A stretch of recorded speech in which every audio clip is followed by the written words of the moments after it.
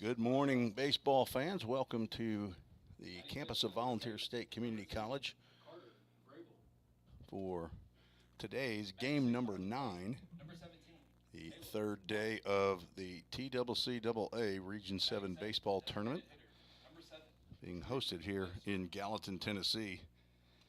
Today's first game will be an elimination game between the Pioneers of Volunteer State and the Eagles of Dyersburg State. Umpires have come out early and want to get this game in, or as much of it as they can, before any precipitation comes down. So we'll get right to our Toyota of Gallatin starting lineups. First for the visitors, the Volunteer State Pioneers. Leading off playing shortstop, Ethan Huddleston batting second. Jake Burris playing center field. Landon Godsey, the first baseman, is hitting third. Jace Mizell in right field, the cleanup batter. Carter Vrabel at third, batting fifth. Caleb Hawkins, the catcher, batting sixth.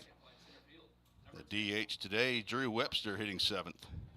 Number 8 hitter, the second baseman, Matt Hall, and Big J Charla out in left field, batting ninth. And on the mound for the Pioneers, sophomore Eli Klotfelter, right-hander from Ringgold, Georgia. Pioneers are coached by Jim McGuire in his second year, pitching coach Braden Kale, and volunteer assistant coach John Ripel. For Dyersburg State, leading off playing shortstop, Julian Gonzalez. Andy Martin in center field, batting second. Pierre Seals, the right fielder, batting third. Mason Krasnarich moves up to the cleanup spot, and he will play first base. Gustavo Gonzalez at third base, batting fifth. Wesley Mann, the DH, hitting the 6-hole. Chris Alvarez batting seventh, playing second base. Jacob Fry gets his first start of the tournament out in left field, batting eighth. Parker Patterson behind the plate, hitting ninth. And Connor Burt on the mound for Dyersburg State, a left-hander. Transfer from Daytona State College, 6'3" sophomore. And the Dyersburg State Eagles head coach is Robert White. He's assisted by Tyler Brown. These two teams played 3-game series at Dyersburg State back in the latter part of March. Dyersburg State defeated the Pioneers 3 games. 5-3 victory in game 1. Sorry, a 5-1 victory by Dyersburg. 5-3 in game 2 and 3-0. These two pitchers hooked up in game number 2. The 5-3 victory by Dyersburg State. Eli Klotfelter went 4 innings, gave up 4 hits, 3 runs, walked 3, struck out 3, and hit 2 batters, which has been a bit of a theme for Klotfelter. He's hit quite a few batters this year.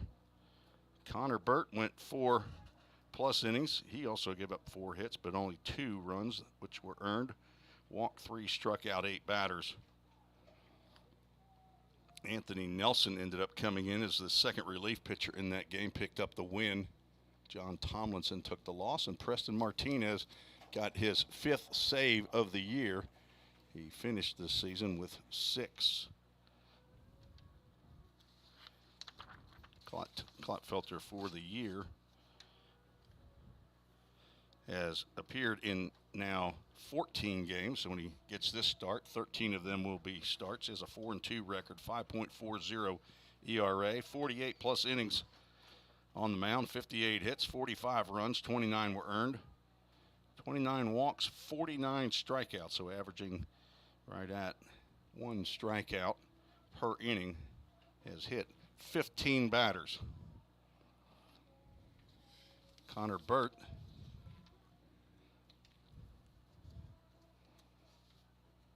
he is appearing in his 14th game and also 13th start. 3.38 ERA, a 3-3 record. 56 innings of work, 48 hits, 31 runs, 21 were earned. Walked 36 and struck out 74 batters, well over 1 per inning. Opponents hitting .231 off of the sophomore left-hander, who is a first-team all-conference starting pitcher along with his teammate Anthony Figueroa. Charlie Smith, who had 17 strikeouts the other night, and Cooper Castile from Cleveland State, Charlie Smith from Chattanooga State, are the 4 first-team all-conference pitchers.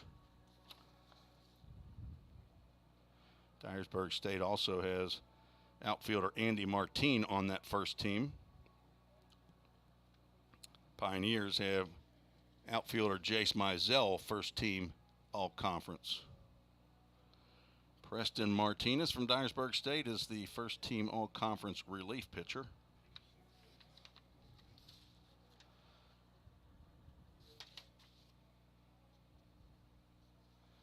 Walters State pretty much swept the first team all-conference awards. Athletic Director Bobby Hudson out sharing a word with our 3 umpires. Behind the plate, Ken Garner. Down at first base, Todd Mullins. And at third base will be Tim Taylor. Each of these 3 umpires have worked several games already during this tournament. We apparently are not completely ready. We're now got the thumbs up to be ready for the national anthem. We'll mute the broadcast during the national anthem as YouTube would kick us off for playing music. We don't have the rights to do that. That's why whenever there's music going, we make sure to turn the volume down. But thanks for joining us on this early Thursday morning for TCCAA Region 7 baseball tournament action. Tim Reese along with producer Reagan Smith, scheduled for 4 games. Be right back after the national anthem.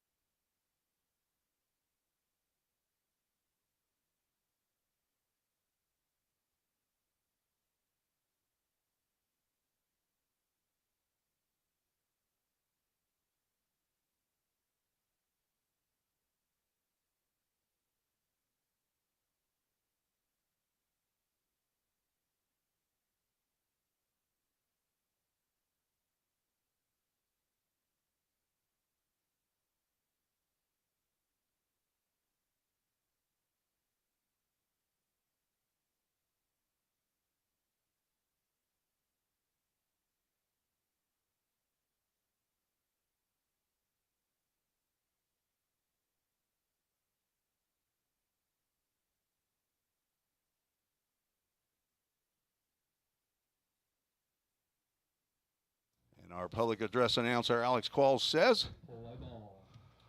Play ball. The press box gang back with you. Alex Qualls, also known as DJ Qualls, running the music, doing the public address announcing, and running the Toyota of Gallatin scoreboard, brand new scoreboard out in left center field. Provided by the dealership right across the street from Volunteer State Campus, Toyota of Gallatin. Thanks to Eric Carr and Jake Thompson, General Manager and General Sales Manager of Toyota of Gallatin. Not only have they provided brand new scoreboard here at Pioneer Field, but also over at the Nichols Softball Complex. Beautiful looking scoreboards. And we'll be providing basketball scoreboards in the Pickle Fieldhouse at the Richard Moore Gymnasium later on this summer. So thanks to Toyota of Gallatin for their support of Volunteer State Athletics. Talk about our other sponsors, but there's Signs out on the wall, hit after hit.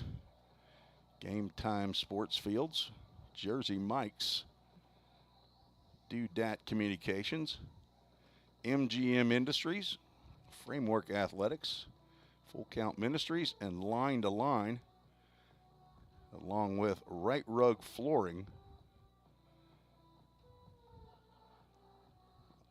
Most all of the fans from Volunteer State have been hearing about those supporters all season long. Dyersburg State fans, you'll hear about an MGM Industries foul ball, a Full Count Ministries full count. It's going to have to be a Framework Athletics first run of the game, or this game won't end. Might be a Jersey Mike's first sub of the game. First and third, brought to you by Line to Line. Might be a Doodat double play or a Doodat double. Summit Concrete. I forgot the Summit Concrete sign out there. Be right in the middle, that left center field. Thanks to Chuck Akers at Summit Concrete for the refurbishing of the bullpens down the right and left field line. We are ready for tournament action. Thanks for joining us on the VolState Sports Network. Ethan Huddleston steps in to face Connor Burt. First pitch right down the can for a called strike, and we are underway at 10 a.m. Central Time. Just as good as that first pitch was, that second pitch, not so good. 72 degrees. There's a 6-mile-an-hour wind coming out of the southeast. Huddleston now heading the count. 2 balls and 1 strike.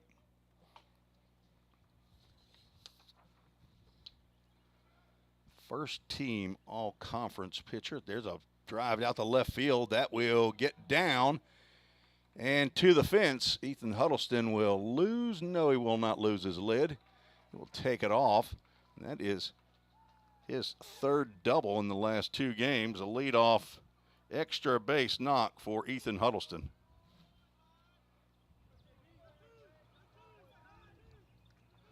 A late arriving crowd here in Gallatin, Tennessee. Now batting for VolState, number 14. See Parker White's dad, Paul White, is here.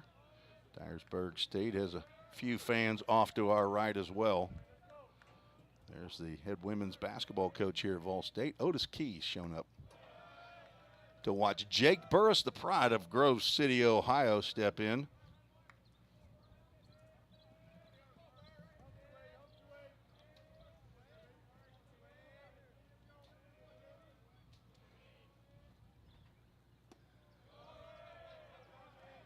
Two balls, no strikes to Burris.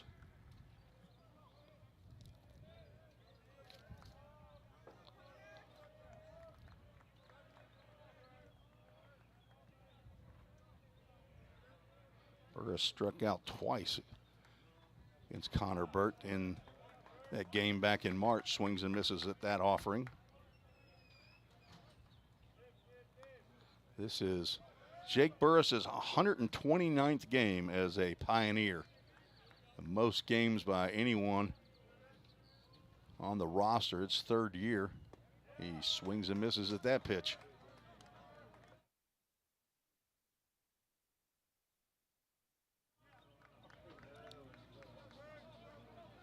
Huddleston on at second with a leadoff double. Just getting started here in the top of the first inning. Just missed downstairs, and we'll have a Full Count Ministries full count. Pioneers playing their second game in the tournament as visitors.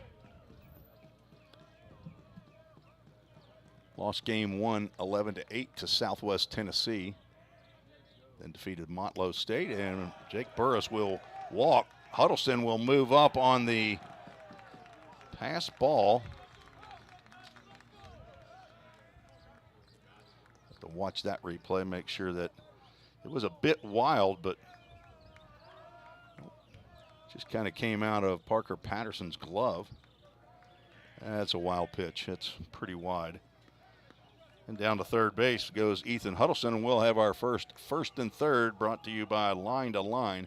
Line to Line's the folks that are out here getting the field ready and are anticipating a lot of work today. And the Belmont University commitment, Landon Gotze, steps in. From Indianapolis, Indiana, the fastball is high.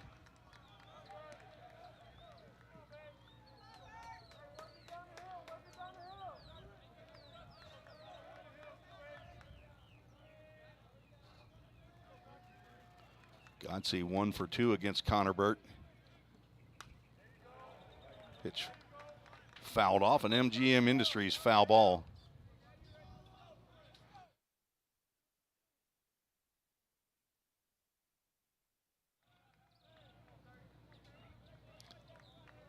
Ethan Huddleston doubled, and Jake Burris walked.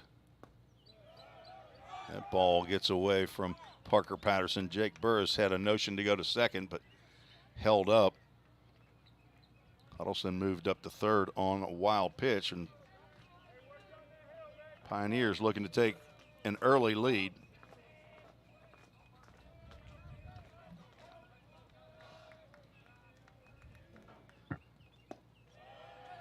Connor Burt struggling to throw strikes here in the last two batters, and he has a 3-1 count to Landon Gotze, with first-team all-conference outfielder Jace Mizell standing on deck, and the conference leader in home runs with 17.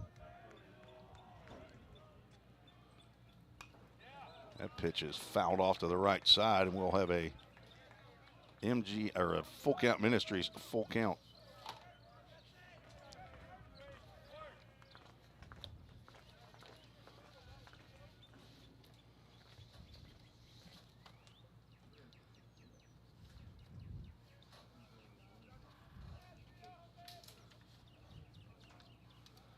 Home plate umpire Ken Garner maybe giving Parker Patterson a bit of a breather there. He walked the baseball out to Connor Burt. Burt has the sign and set to deliver. Burris off, and there is our first full count, first pitch. Foul ball of the day off the bat of Landon Gotze.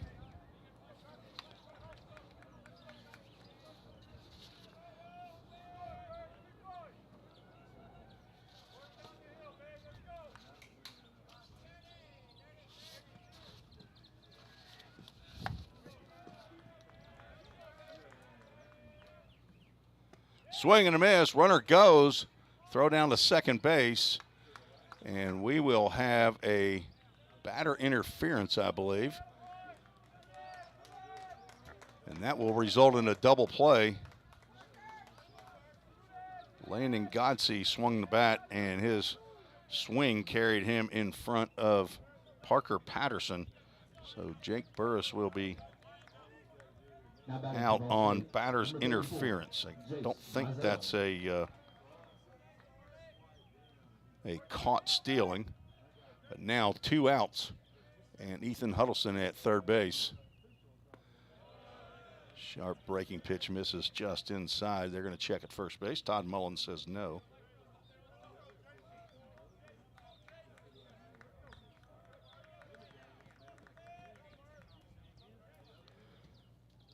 Started to go again, but holds up. Count remains, or goes to 2 balls and no strikes.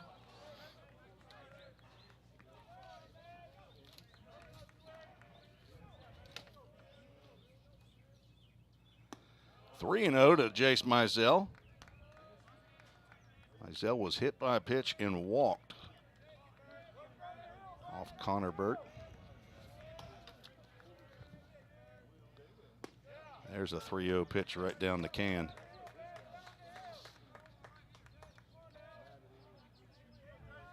Mizell was 0 for 3 in the game against Motlow and 3 for 5 in first game of the tournament versus Southwest Tennessee. He'll now face a full count Ministries full count.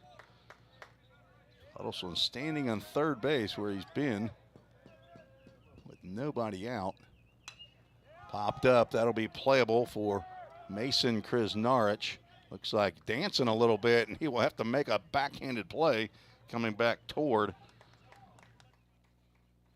fair territory, but he will make the catch for out number 3. Pioneers threaten but cannot push across a Framework Athletics first run of the game.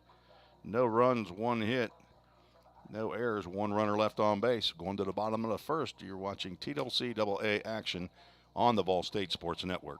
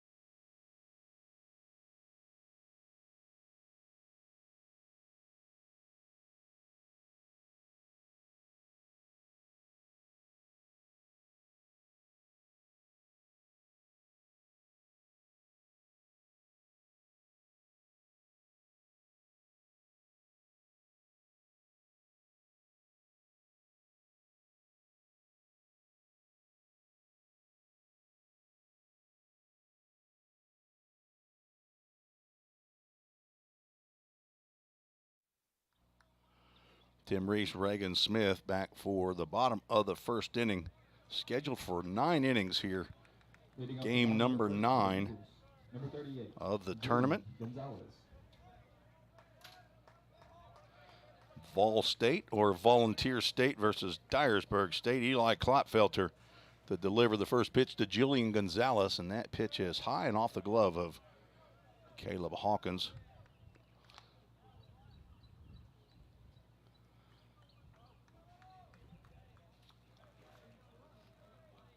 Julian Gonzalez, a transfer from Florida International University, and he'll look at a breaking pitch on the inside corner for a called strike.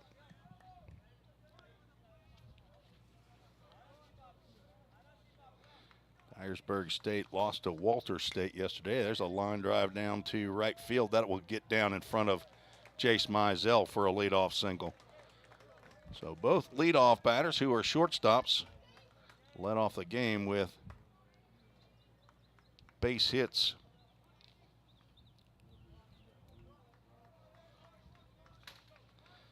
And as with the Pioneers, their number 2 batter is their center fielder, Andy Martin.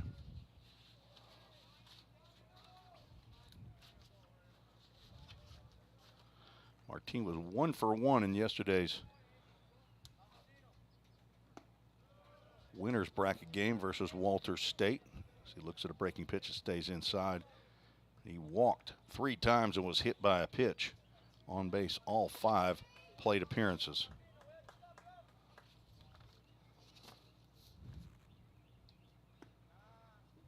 That one stayed a little bit too far inside.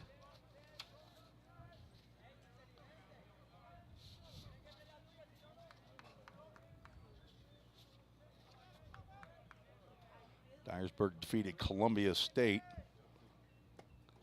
in their first matchup. That was game 1 of the tournament, 4-2. Lost to Walter State 6-4 in a game that featured a ton of walks. 8 walks by Walter State and 9. And there's the first walk by Eli Klopfelter, who's now getting into a bit of trouble. It's not a very explosive team, Dyersburg State. Next to bat for the Eagles, number 5, Pierre Seal. Hitting .265 overall. They win with good pitching. Pierre Seal steps in. He took one off the bean yesterday right in the helmet. He'll square around the bunt and foul that breaking pitch back. He was 0 for 3, hit by the pitch in the head on the very first at-bat. Was hit again, but this was his fourth at-bat, hit in the, I think, the shoulder. He was 0 for 3. It's Walter State. Caleb Hawkins asked for time.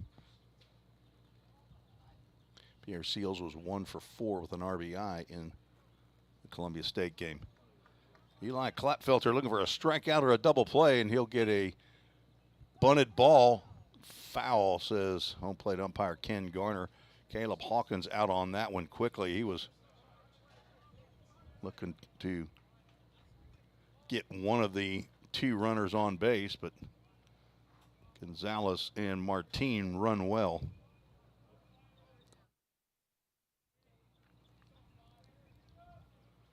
Martin has 15 stolen bases.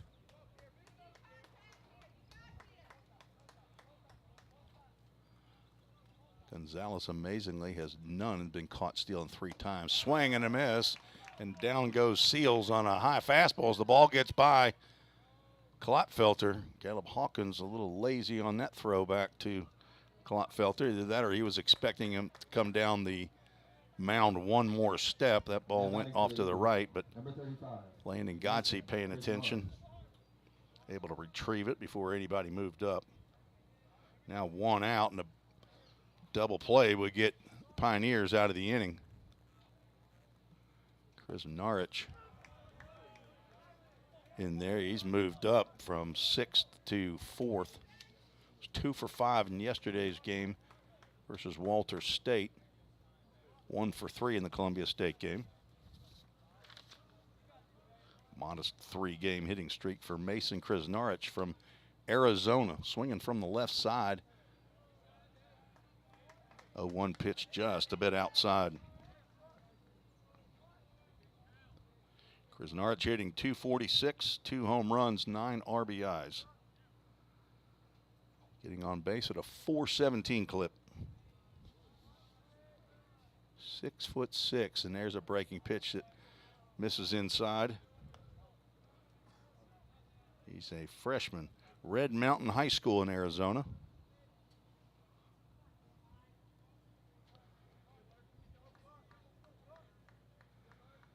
Welcome to Dave Holbrook, who's checked in on the VolState YouTube chat line.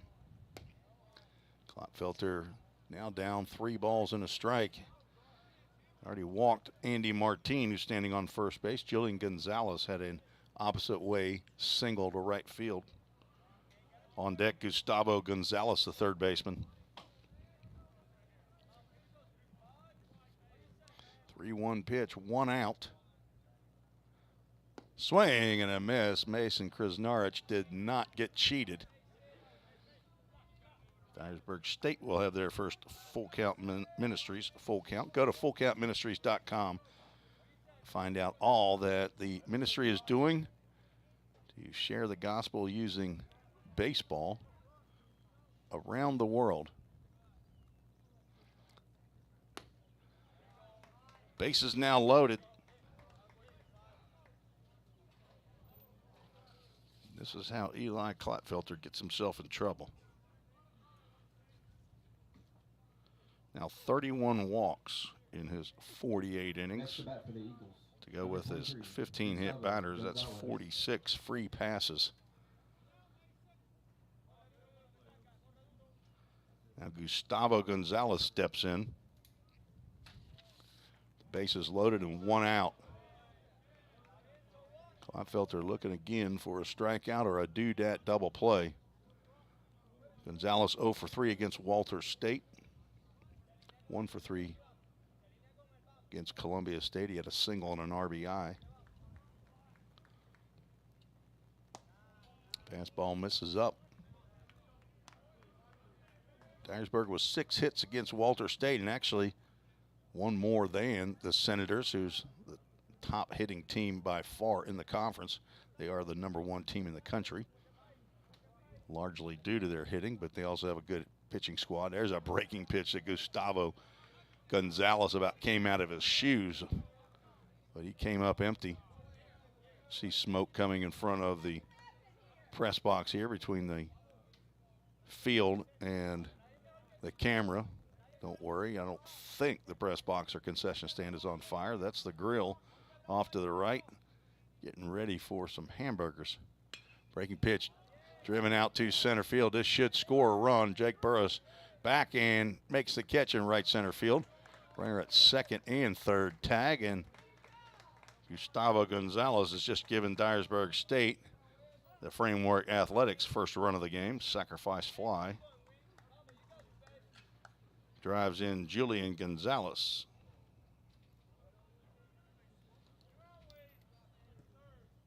Now Wesley Mann with his first at-bat of the conference tournament. Wesley Mann.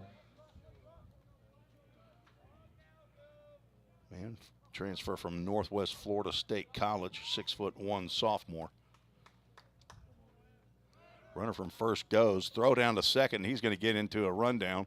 Huddleston throws one low, and the runner is going to be tugged out before Andy Martin can come home. So a well-executed first and third situation by Caleb Hawkins, Ethan Huddleston, and Landon Godsey to keep the damage to a minimum. 1 run, 1 hit, no errors, 1 runner left on base. We're through 1, scheduled for 9. Dyersburg State leads. You are watching the VolState Sports Network.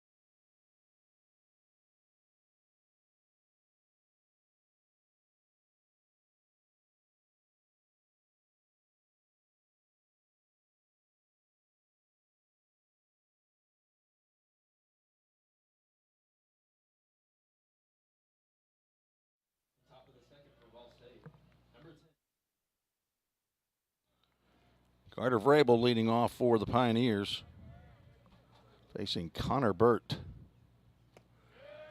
Breaking pitch fools Vrabel and can't hold up the swing.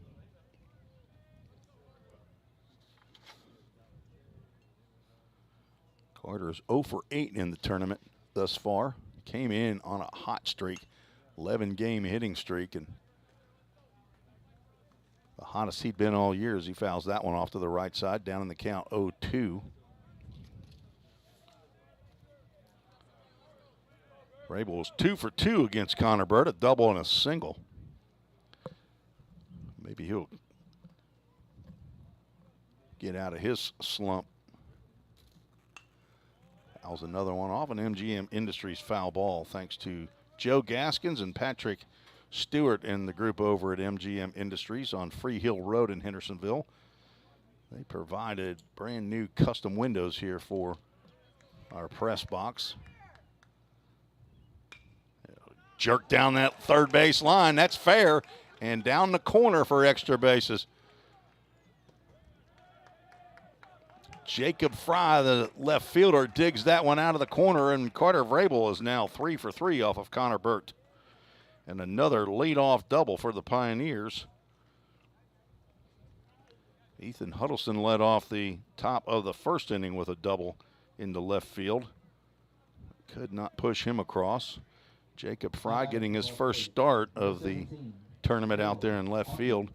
Andy Martin in center. Pierre Seals in right. Gustavo Gonzalez, Julian Gonzalez on the left side of the infield.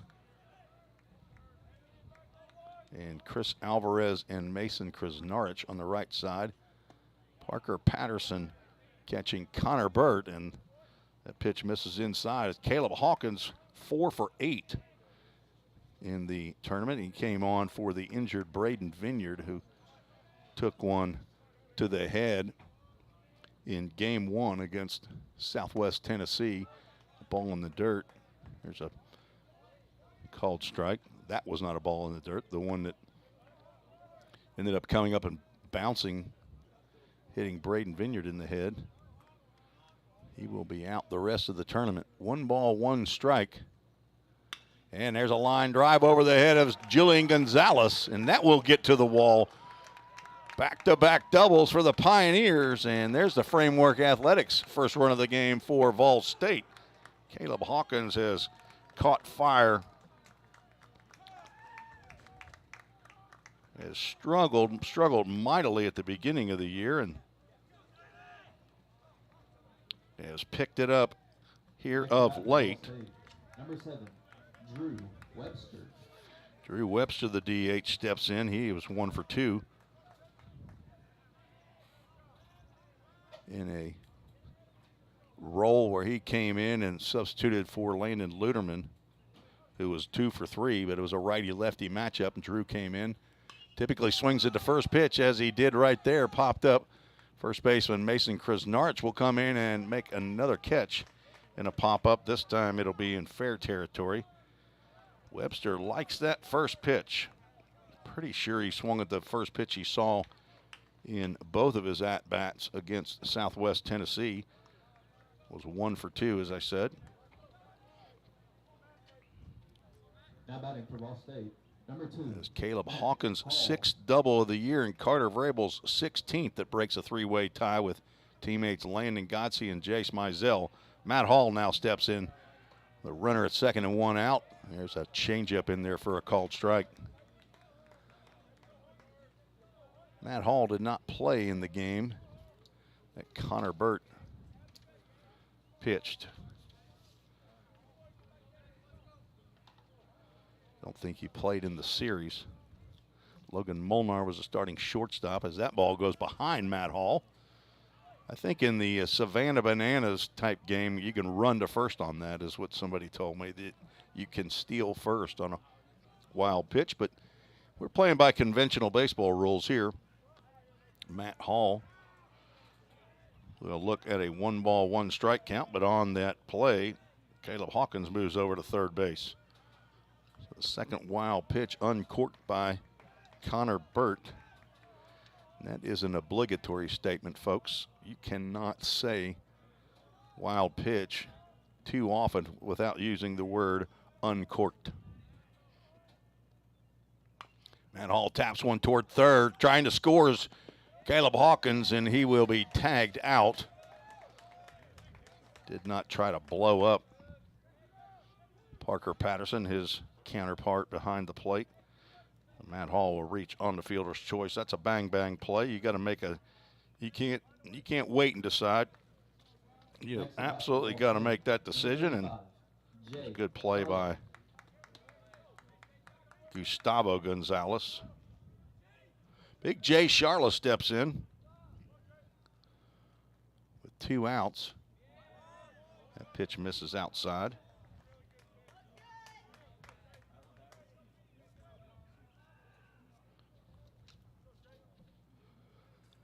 Charla's 3rd start. There goes a runner. Matt Hall pitches a ball and the throw down to second base. Swipe tag by Julian Gonzalez. Or is that? Yes, it's Julian Gonzalez.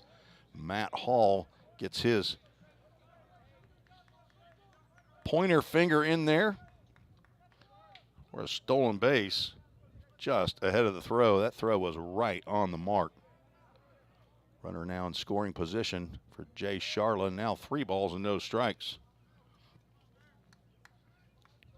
Charla 2 for 7 with a triple in 2 ball games here in the tournament. hitting .273, and he'll look at a 3-0 pitch on the inside corner for a called strike. Looking for his first long ball of the year. Had one last year in 3 total at-bats. Batted 1,000 in 2022. Fouls that one off to the parking lot. Somebody jumping over the fence. Is that Christian Lynn? Christian Lynn just jumped over the fence. He's the assistant softball coach. 3-2 pitch. Popped up down that left field line. It might be playable for Jacob Fry, but it will bounce before he gets to it. And there is another full count first pitch. Foul ball, 2 for 2 for this game.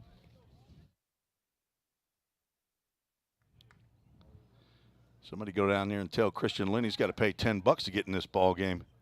I don't care who you are or who your daddy is.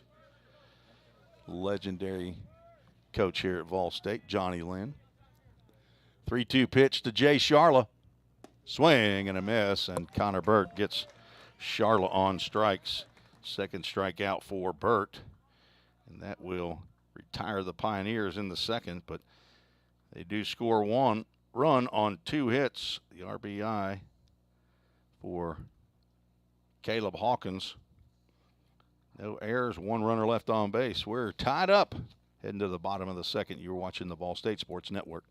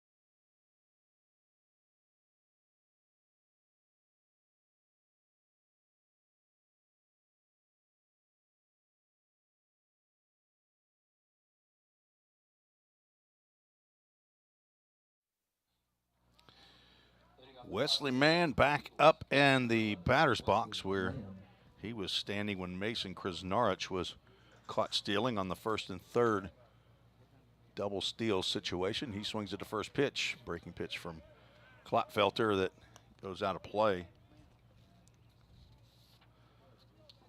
Mann's first at-bat of the tournament. Home plate umpire Ken Garner. He had this game, or the Dyersburg State Walter State game. He did not. Thought I saw him.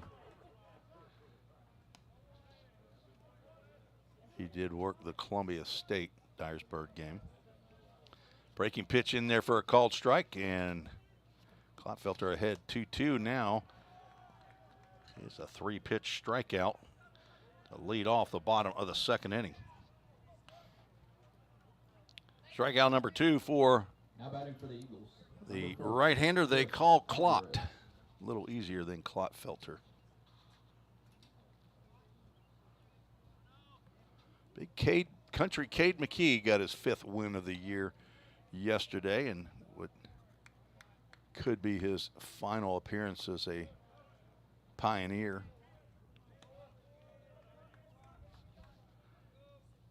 Big shout out to Cade and his family. Cade went 7 1/3 innings, gave up 6 hits, 4 runs, which were earned. And there's a breaking pitch that catches the inside corner to Chris Alvarez. Chase Birdwell came in and got his 3rd save of the year. Pioneers defeated Montlow State. Alvarez swings and foul tips that one into the glove. Final score of that game number 6 in the tournament, was 6-4.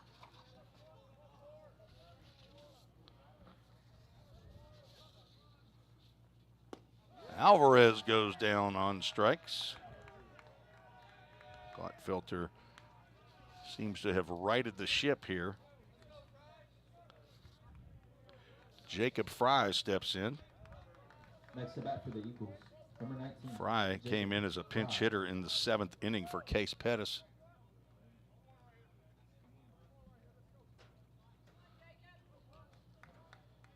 Walked and then laid down a sacrifice bunt in the 9th inning. Dyersburg had the tying run on its second base. That ball is popped up down that left field line. If it's fair, it's trouble, and that will fall just in fair territory. Fry doesn't hold up at first. Throw to second base is not in time. Tag applied, or attempted to be applied, by Matt Hall. I'm not sure if he got it on his foot, but that will be a bloop double for Jacob Fry, who has been very productive in his 3 plate appearances here in the tournament. A flare double down that left field line, probably out of your view on the camera. Now batting for the Eagles, And it number 8, just fell Patterson. probably about 3 feet in fair territory. First extra base hit for Dyersburg. The 4th extra base hit of the game for either team. That ball gets in the dirt and squirts away from Caleb Hawkins. So Jacob Fry will move up 90 feet with 2 outs.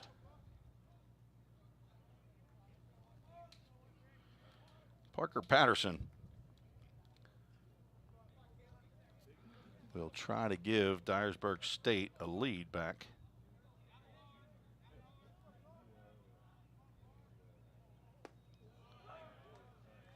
Count now goes 1 ball, 1 strike to the freshman catcher from Dyer County High School, hometown of New Bern, Tennessee. Had a home run against the Pioneers up in Dyersburg. And he will turn his left shoulder away from that breaking pitch. Look back at the umpire, who is calling strike. Parker Patterson 0 for 5 in the tournament. Down in the count, 1 ball, 2 strikes now. Klopfelter trying to get out of the inning, just as Connor Burt did in inning 1. It's almost a flip-flop for these 2 teams. Pioneers threatened in the first. Dyersburg scored a run in the bottom of the first. Pioneers scored in the top of the second. Dyersburg threatening again in the bottom. And looks like they might get out of it, as Jace Mizell will meander over a few steps and make the catch for out number 3. No runs, 1 hit, 1 runner left on base through 2, 1-1. You're watching the VolState Sports Network.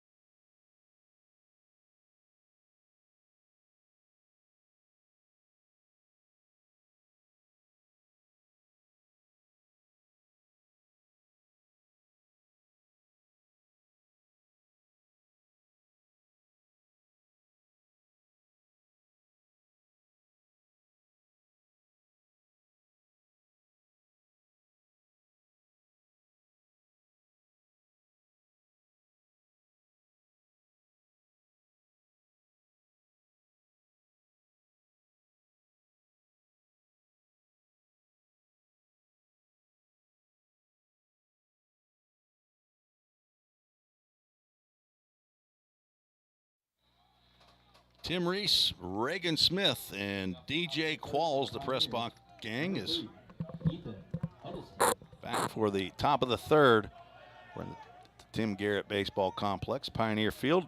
Pioneers have leadoff batter Ethan Huddleston to the plate, facing Connor Burt.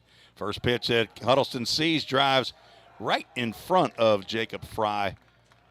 He does not come in to attempt to make a diving catch, which I think is a good move on his part. Outfield is probably wet from the morning dew, and Ethan Huddleston is now 2 for 2. Number 14, Jake Burris. The local product from Gallatin High School, Ethan Huddleston. And now Jake Burris, the pride of Grove City, steps in. He walked. His first at-bat fouls that one off to the right side. Burris comes in hitting .294. 52 hits, 12 of those are doubles, 2 are long balls, 37 RBIs. .393 on-base percentage, fouls another one off to the right side and almost hits the light tower behind the visitors' dugout where a mama hawk is building a nest.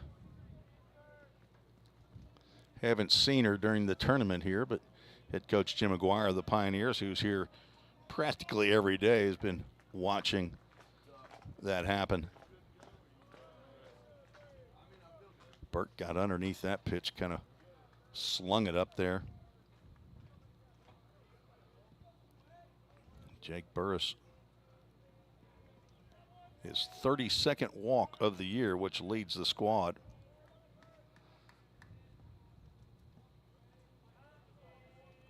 Check of the runner at first. Burris goes down swinging. Strikeout number 3 for Connor Burt. Lane Agotzi comes to the plate, and he was the first strikeout victim. Next to bat for VolState. 1 out and 1 on. Landon Gotzi. Gotzi struck out on a full count on the play. Burris was running to second. There, Huddleston starts to go. Pitch called a strike. And on the swing, Landon Gotzi's swing caused him to interfere with catcher Parker Patterson's throw down to second base. So not only was he out on the strikeout, but Jake Burris is called out on the batter interference. Or maybe it's catcher interference. A delayed steal attempt by Huddleston, and he will take off. I don't think Patterson dropped the ball, but check that replay here again. I was watching to see if Landon Gotzi was thinking that he got hit. Did not drop the ball, so that is a stolen base for Ethan Huddleston. It's going to be his first stolen base in a while. 15th of the year, now in scoring position with 1 out. Has a huge lead down there at first base. That pitch wide of the mark. Count should be 2 balls and a strike. There we go. Do we have a delay on our scoreboard, running it wirelessly up here. Swing and a miss on a changeup. Patterson apparently hit with the back swing of Landon Gotzi.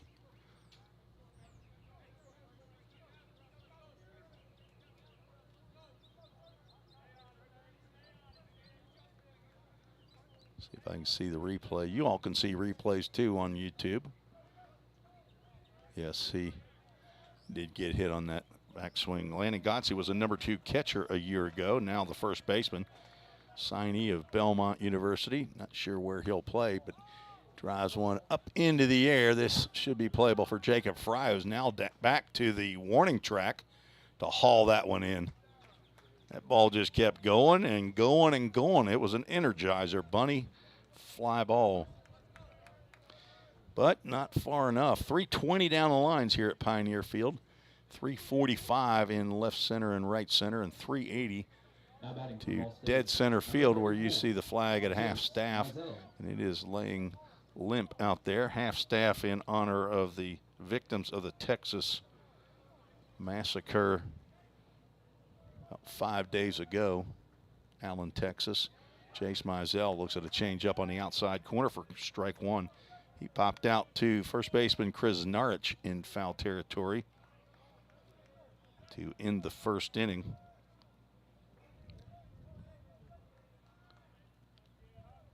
First team all conference and commitment to Trevecca Nazarene. Fouls that one off to the right side.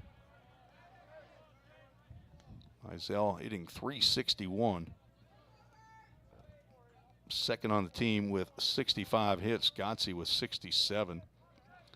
Both have 15 doubles, but Jace Mizell leads the conference in extra base hits and total bases. 0-2 pitch misses just outside. Godsey 3 for 8 in the tournament. Looking to start a hitting streak back. His longest of the year was 7. He did that twice. Swing and a miss on a fastball that went outside of the zone for strike 3. 4 strikeouts for Connor Burt. No runs, 1 hit, no errors, 1 runner left on base through 2.5, and we're tied up 1-1. You're watching the VolState Sports Network.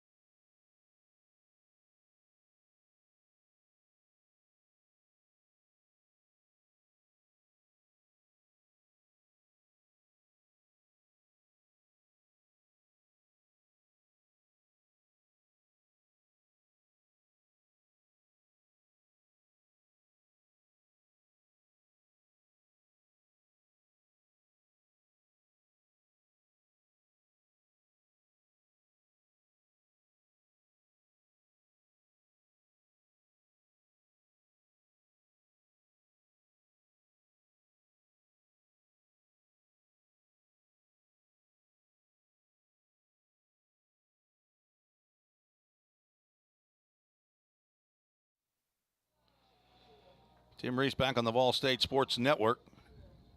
Looks like we might have a drizzle or two coming down now here in Middle Tennessee, specifically at Pioneer Field in Gallatin, Tennessee, where we head to the bottom of the 3rd inning. Eli Klopfelter to face the top of the Eagles order. Julian Gonzalez single to right field to start the game for Dyersburg. Taps that one foul down the third base line. Thanks for checking in on the YouTube chat. Alexi Gonzalez cheering for Julian in South Florida. Becky Kale, the mother of Braden Kale, pitching coaches. That one's popped up. Probably get out of play. And it will. Count goes no balls and 2 strikes. Becky Kale cheering from Forest Hill, Maryland. Hello to Becky. Somebody rooting for Parker. I'm assuming that's Parker Patterson. Probably somebody up there in New Bern or Dyer County. And David Dack from Newcastle, United Kingdom. Wonder who David Dack is rooting for. Don't think we have anybody from the UK on either squad. But maybe David's working over in UK. Eli Klopfelter, now that the rain has come down, has thrown 2 pitches that aren't even close to the strike zone after getting 2 strikes on Gonzalez. Ricky Tick, as one of my partners used to say. That's a really fast 2-2 pitch from Eli Klopfelter. Breaking pitch just missed outside. Well, the full count Ministries full count.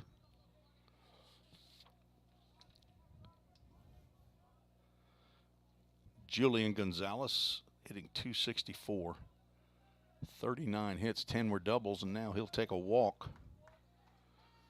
It's the 3rd walk by Eli Klopfelter.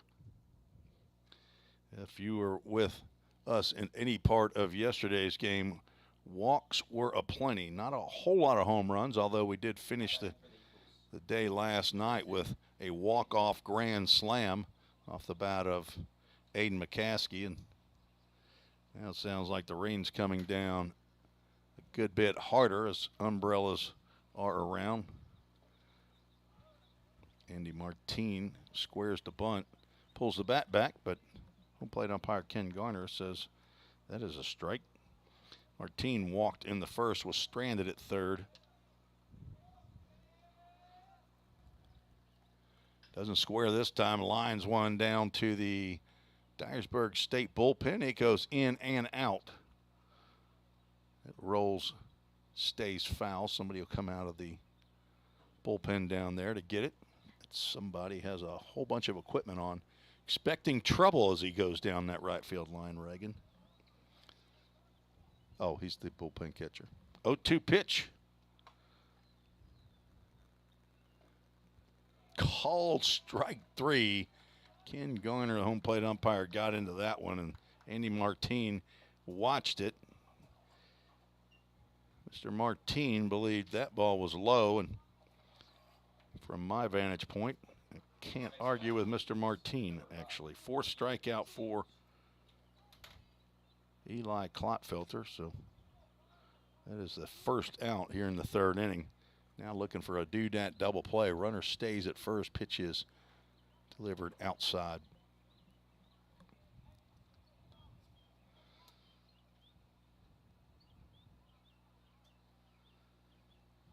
Right now it says we have an 81% chance of precipitation.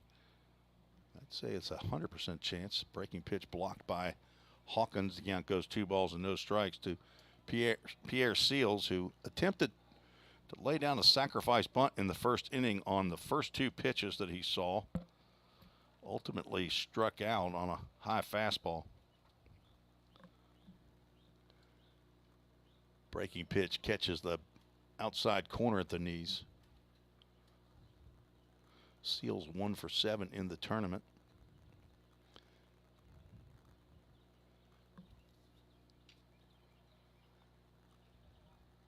Clotfelter sets and delivers another breaking pitch. He's got that thing working today. Actually, it's been working all year. It's just a matter of getting it across the plate, or at least getting the batter to swing at it, which is exactly what he did there. That landed outside the strike zone, but Pierre Seals thought for all the world that was going to be in his wheelhouse. Now the count's 2 balls and 2 strikes. Another breaking pitch, swung on and missed. Seals down for the second time. Clotfelter with 5 Ks in 2 2/3 innings. Mason Krasnarich steps to the plate. If you're wondering, Krasnarich, common spelling of Krasnarich, Krznaric, or CH.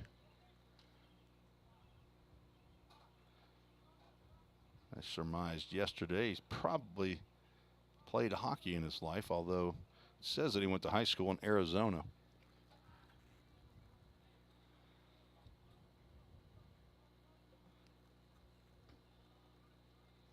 Outside, must have just been a whisper outside.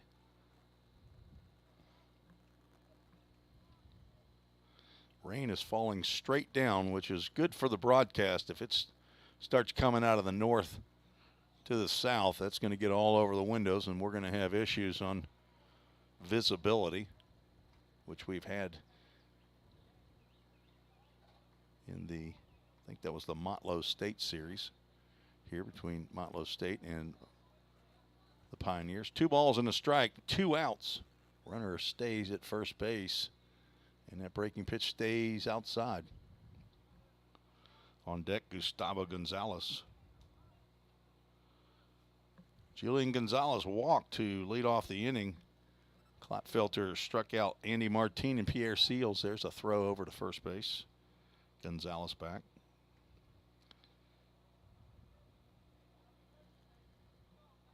Dyersburg State doesn't run a lot. They have 46 stolen bases in now 58 attempts. The runner stays put. That ball is fisted and will just get by the diving Matt Hall. Mizell up with it.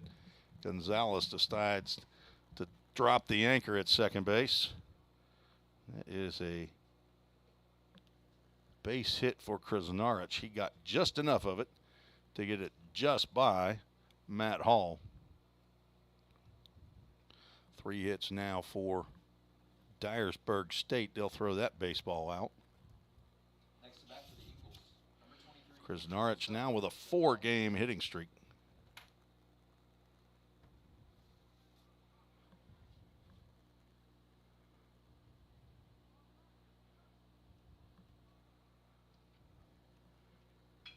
Ground ball to Huddleston. This should end the inning. He's going to pick it up and throw to Gotze to retire Gustavo Gonzalez on 1 pitch. No runs, 1 hit. No errors, 2 runners left on base. We're through 3 innings, 1-1. Third of the way through. See how long this rain lasts. You are watching the VolState Sports Network.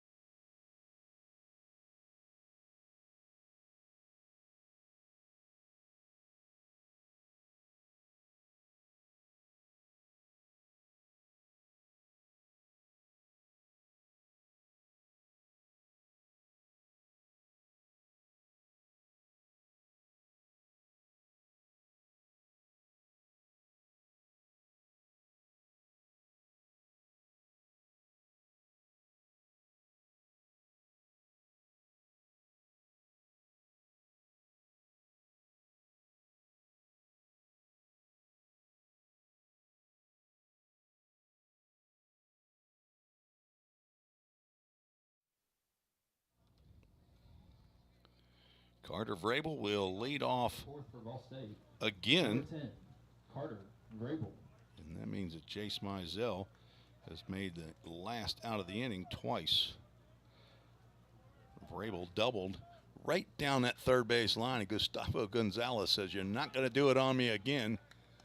He is 3-4 steps off the line down third base.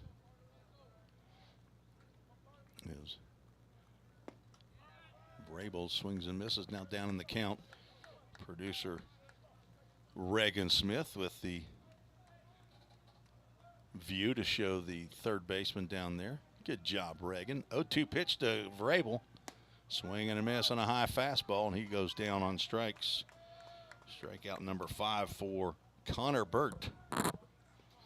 He's looking to get some of that mud now out of his cleats. I'm sure they'll be asking for a tool of some sort.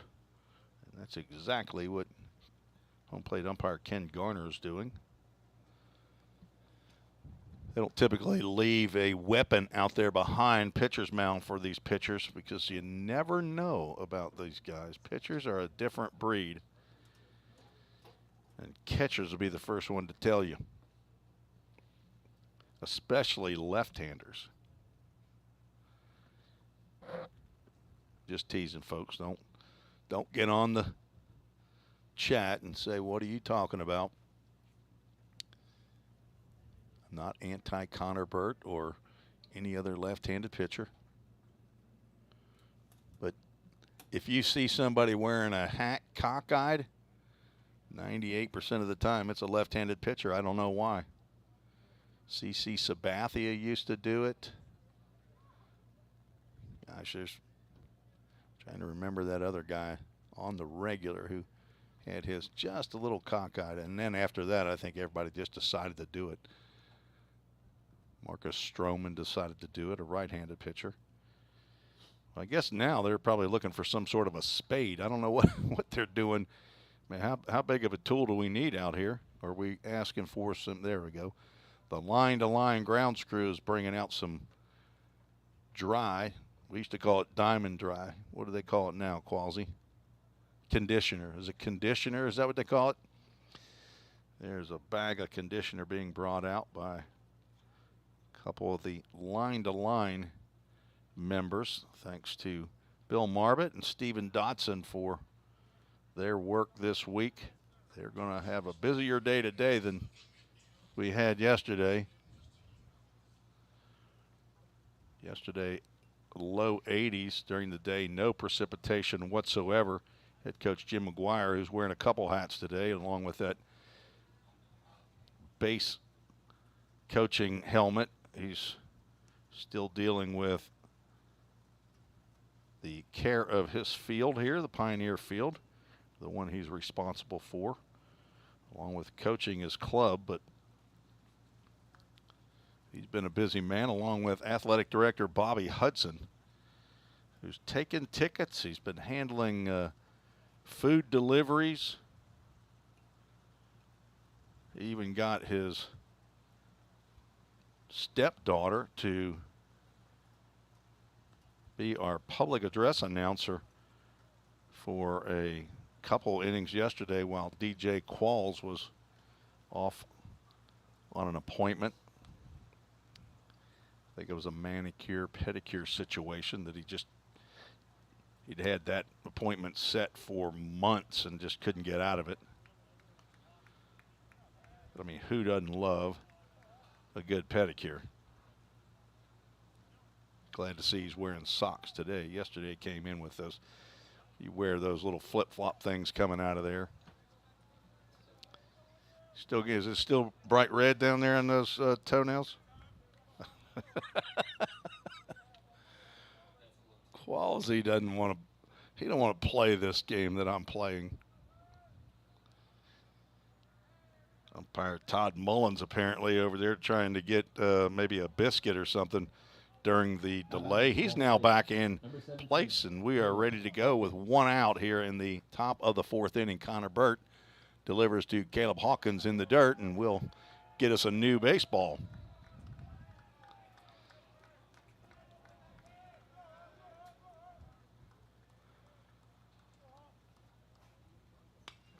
High fly ball to left field. Jacob Fry. Let's see if this one keeps going. He is on the warning track and makes the catch.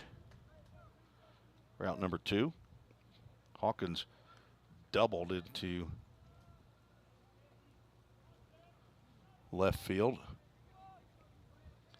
Got into the gap in left center field.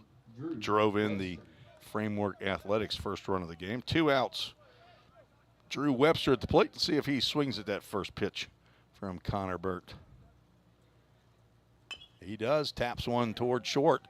Hustling down that line. Gonzalez has to get rid of it quickly, and he does. Mason Krasnarich with the stretch. And they get Drew Webster 6-3. A 1-2-3 inning for Connor Burt. That is the first 1-2-3 inning for either side. Into the bottom of the fourth. 1-1. You are watching TCCAA baseball conference tournament action on the VolState Sports Network.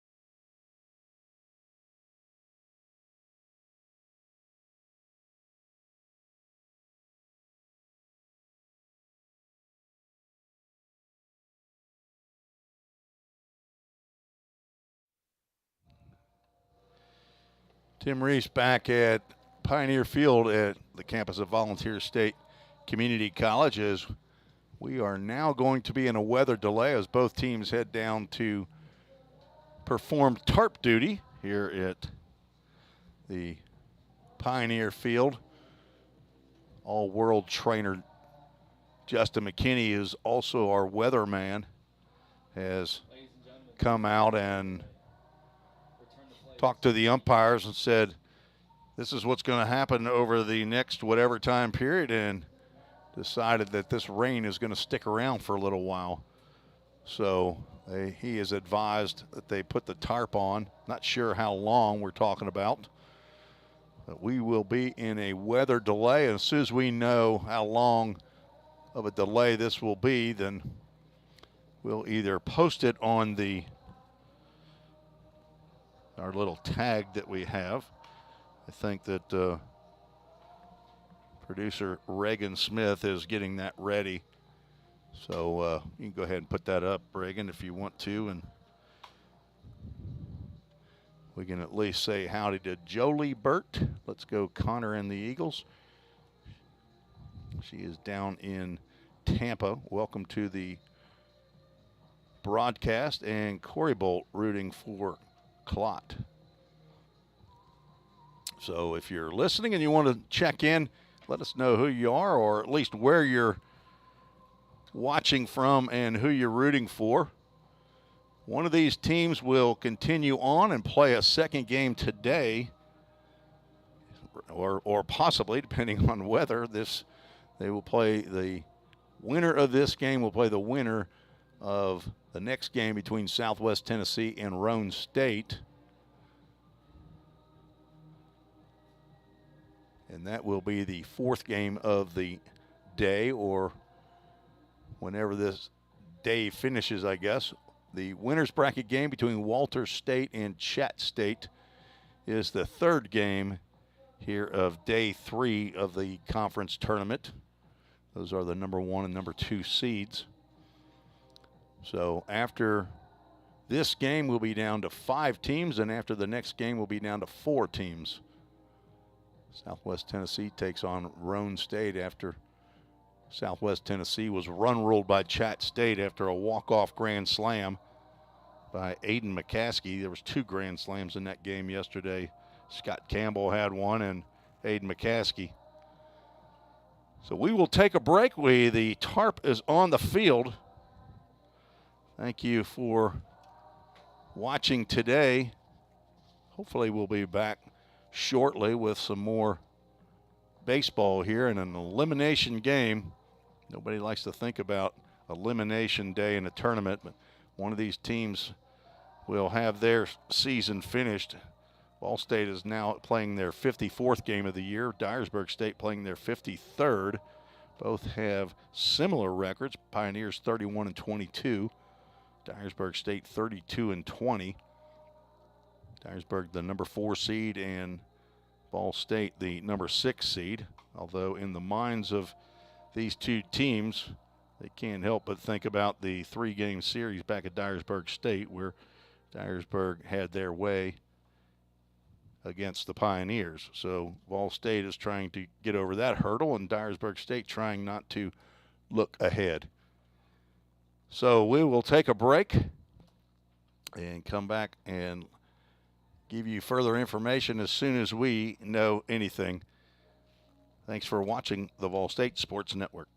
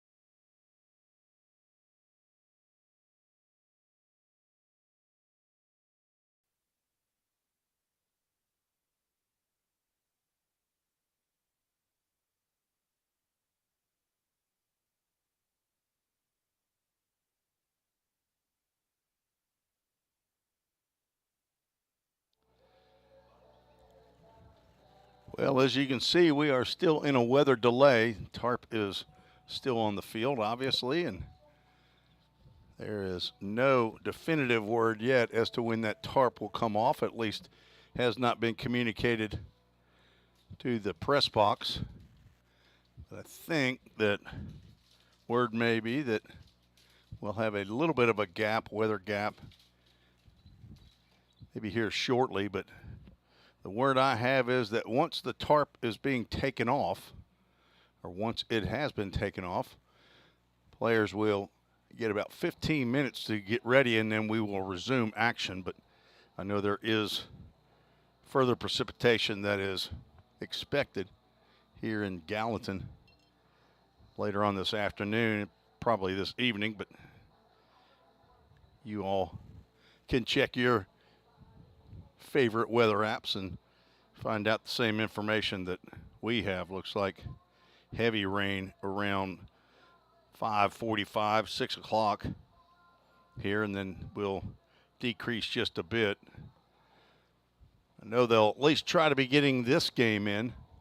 Not sure if there would be a chance that after 5 innings, or 4.5 if the home team's winning, if they would go ahead and call a game. I think there's probably a chance of that. Currently, obviously, we are tied 1-1. And maybe as we speak, the tarp is being pulled. So VolState Pioneers players coming out of the dugout, and now the Dyersburg State players will also come out. Of course, you can tell the guys who have metal cleats on, they're not standing on the tarp.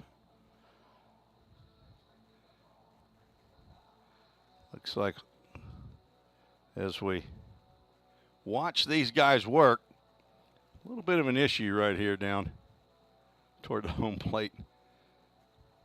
Guys don't obviously see that need to spread out here a little bit.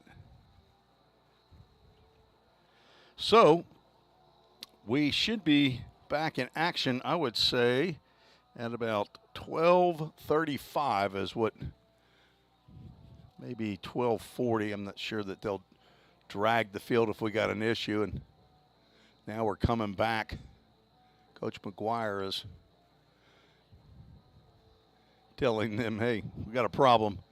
Looks like down the third base line in the left field, lacking in effort down there. So probably the freshman side. When you say Qualsey, it's the freshman down there on the left field line, not as experienced in tarp duty.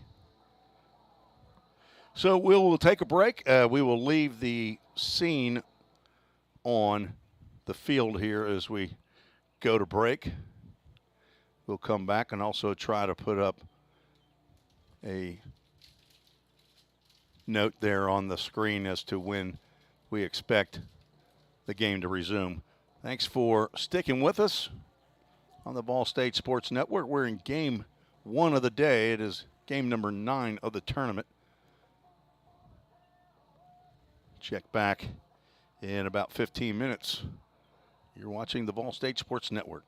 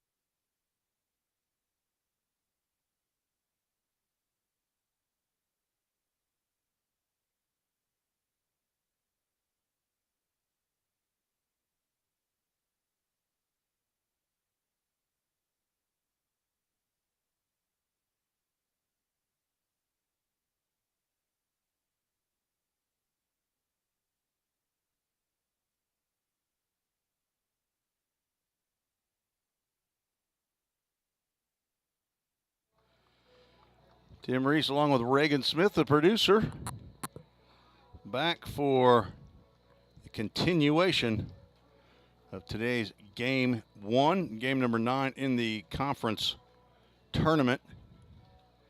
And we have a Summit Concrete call to the bullpen for Volunteer State. Caleb Pica, 6'6" freshman from John T. Overton High School, on in relief of Eli Klotfelter, who went 3 innings, gave up 3 hits, 1 run. It was earned, walked 3, struck out 5 batters. Leaves with the game tied 1-1, so he will get a no decision. Pica will come in to face 6, 7, and 8 here in the bottom of the 4th inning. Pica 2-0 record, has 11 appearances. This is number 12 in his 10th appearance in relief.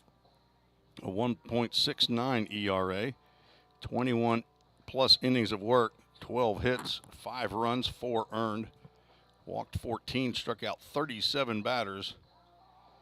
That's almost, it's about 1 3/4 an inning. Giving up 1 home run. Opponents hitting 169 against the tall left-hander. He's faced this squad before through 4 1/3 innings. Back in, see, I think that's the first game of the series. And he faced Wesley Mann. As he's facing him right now, first pitch in there for a called strike, and we are back underway at 12:38 after an hour and 35-minute weather delay, and he's heading to count 0-2. Man struck out and popped out when facing Caleb Pica in the Dyersburg State 5-1 win, and he, as he did against Klotfelter, a 3-pitch strikeout. Down goes Wesley Mann.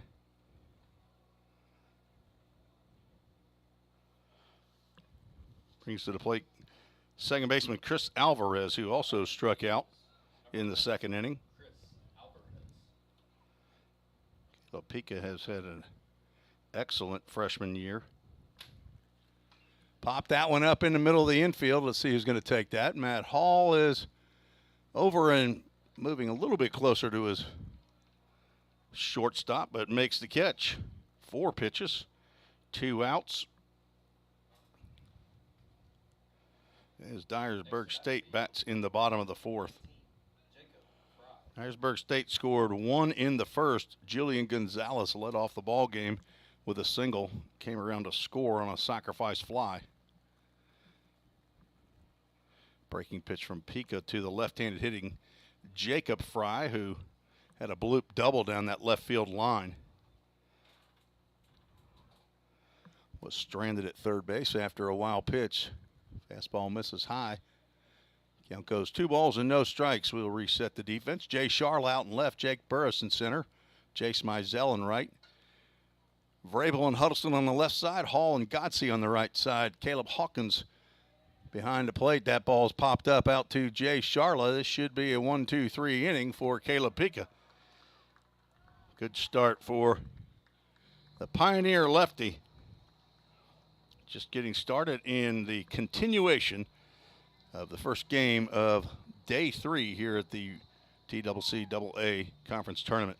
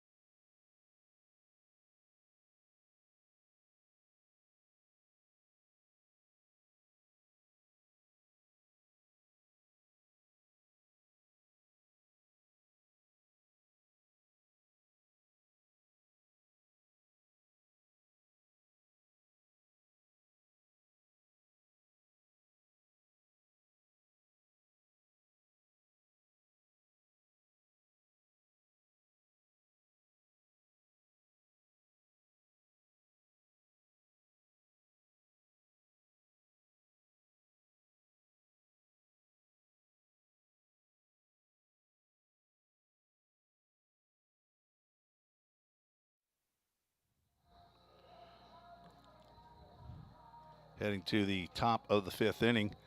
Connor Burt back out on the mound for the Eagles. He's gone 4 innings, giving up 1 run, 4 hits, struck out 5,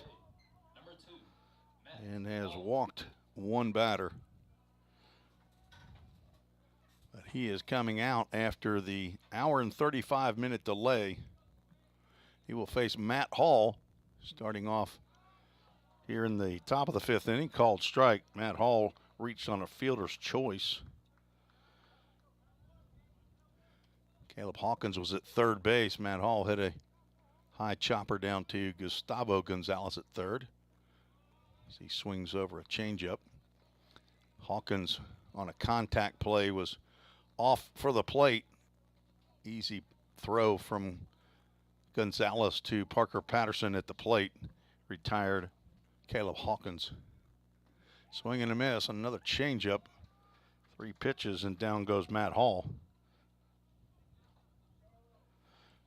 Big J Charlotte coming to the plate. He also struck out. Second strikeout. Maybe the first time that Coach McGuire has started Jay Charla against a left-hander. That ball gets off the tip of Patterson's glove. I know he's left him in the game when a left-hander has come in, but of late, Jay Charla has been the everyday left fielder. Playing in game number 32 of the year. This is VolState's 54th game. 21 hits, 2 doubles, got his first triple the other day, 13 RBIs. Now looking at a 3-ball, no strike count. Jay Charla's drawn 7 walks. Had 2 the other day in game 1. He'll take a stroll down to first base with a 1-out walk here in the top of the 5th. Second walk by Burt. Next to bat for VolState, number 3, Ethan. Ethan Huddleston's 2 for 2. Double in the first, singled in the third, but has not crossed the plate yet. The pitch misses low. Huddleston may have looked back and tell home plate umpire Ken Garner that hit my foot, but if it did, he didn't sell it.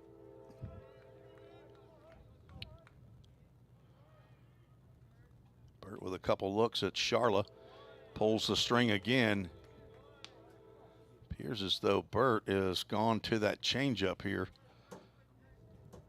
since coming back from the rain delay. Maybe he's tired of Ethan Huddleston jerking his fastball in the left field. There he goes the opposite way. Huddleston 3 for 3. Jay Charla's going to go ahead and test the arm of Pierre Seals. Seals drew back that right arm to throw to third base and then dropped the ball. Coach McGuire is saying, I did not bring you over here. Jay Charla looked back. He was not looking at third base coach, at least initially. But it all worked out for the Pioneers, and they have runners at the corners. Brought to you by Line to Line, and that's the team that you saw out on the field throwing out the conditioner and trying to dry the field. They are handling the maintenance for the TCCAA Region 7 conference tournaments, both for baseball and softball, thanks to Bill Marbett and Stephen Dotson and their crew.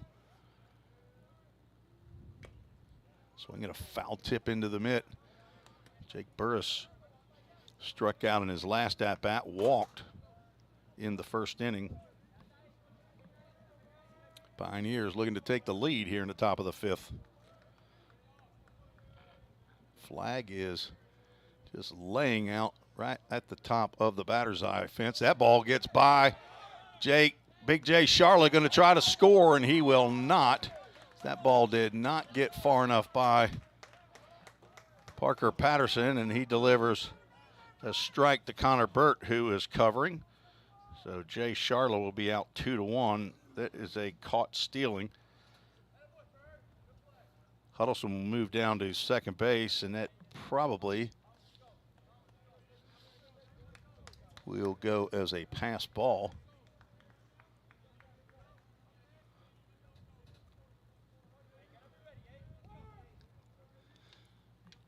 So now 2 outs.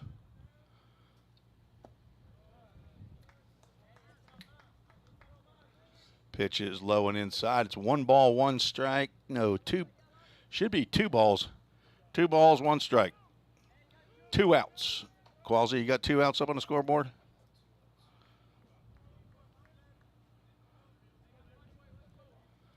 That's what Ken Garner's looking back to show us.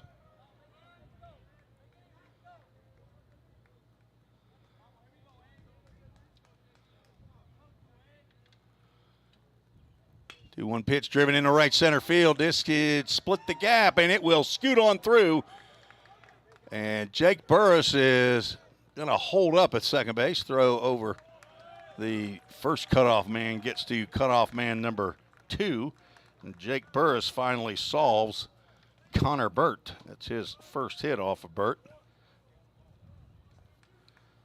And he drives in Ethan Huddleston to give the Pioneers a 2-1 lead. VolState's had 2 runners cut down at the plate. This game could have been a little bit different. Landon Gotze steps in. That's a 2-out RBI for Jake Burris. Gotze is struck out and flown out.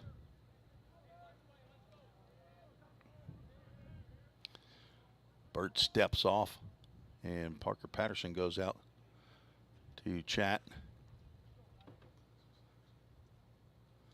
That was, in fact, a pass ball for Parker Patterson that allowed Ethan Huddleston to get to second base. But it was not far enough away to allow Jay Charlotte to score from third base. Tough angle as you're standing at third base if that ball goes back into the right of the catcher. You don't have the depth of field to see. There's a shot to second base, and that will get off of the glove into right center field. And the Pioneers will take a 3-1 lead as Landon Gotze rips a single into right center. Off of the glove of Chris Alvarez. A hot shot. Drives in Jake Burris. Pioneers hitting the ball hard off of Connor Burt. Gotze goes the opposite way right after Jake Burris goes the opposite way, and right after Ethan Huddleston goes the opposite way. So 3 oppo singles and 2 singles and a double. Jace Mizell 0 for 2 steps in. Change up on the outside corner. Nice pitch. So 3 hits in the inning, 2 runs. Pioneers up 3-1 as we resume play.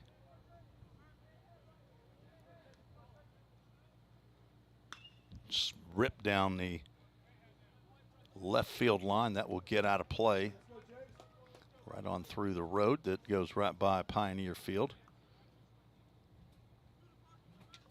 Now I see umbrellas are starting to come back up, so I'm assuming there's just a slight precipitation. 0-2 pitch to Mizell away outside. Patterson able to get out there. Reset the defense. Jacob Fry in left, Andy Martin in center, Pierre Seals in right, Gustavo Gonzalez in third, Julian Gonzalez at short, Chris Alvarez at second, Mason Krasnarich at first base, and Parker Patterson catching this offering. But he won't as that ball is popped down to the right side over the trees. Got to be 24 baseballs over there on the other side of that road that leads into the Gap distribution sale or distribution center. A couple of the Lady Pioneers softball players showing up. Madeline Ray, Grace Gregory. There's another foul ball just over the backstop. First game for softball was supposed to get started at 12:30. Have to check on the VolState Sports Network on YouTube and see if that in fact has happened. That game is the winner's bracket game between Walter State and Chat State. That ball's in the dirt, and Parker Patterson has no idea where it is. Godsey will get down to second base. It appears that Patterson was injured.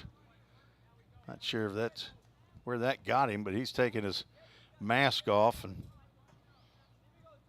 he is going to have to take a moment. That might have got his wrist, maybe his left wrist. It looked like it went off to the left side. He ruled a wild pitch on my unofficial scorebook. Godsey now down at second base is a person who appears to be athletic trainer. I'm guessing that's Sabrina Clark, who's showing on their roster as the athletic trainer. Head coach Robert White, assistant coach Tyler Brown, and athletic trainer Sabrina Clark. Interim athletic director Dr. Amanda Walker showing on the roster. And looks like we might have a change of catchers. Patterson is coming off to the dugout. Might be Wesley Mann that gets in there behind home plate. He's already in the game as the DH, so he is a catcher. We'll have to see who pops out, although it probably will be a little bit difficult. Might need the producer Reagan Smith to holler out the window and say, hey, what number is he? But I don't think, can we see that? Is that number 11? It does not appear to be number 11. 46? 13? What?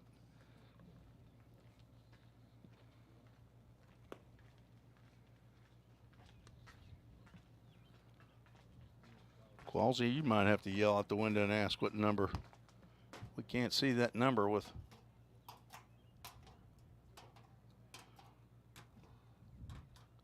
Parker Patterson showing as a catcher. Wesley Mann is showing as a catcher. Erwin Cabasa, number 37, and 43, Jacob Baller. Maybe that's what it is. Maybe it's Jacob Baller. We won't announce him. We're not sure. You going to go with it? We'll have to wait and see when he comes to the plate, but we've got a new catcher in the ball game. I'm guessing 43 Jacob Baller, 2-2 pitch, and he pulls a string, and Baller will catch one pitch, and that will end the inning. Jace Mizell strikes out. Not sure if we had a, did we have a count and outs up on the board? Okay, nobody knew. It didn't appear as though they knew how many outs there were or how many strikes there were. But the Pioneers scored 2 runs on 3 hits, no errors.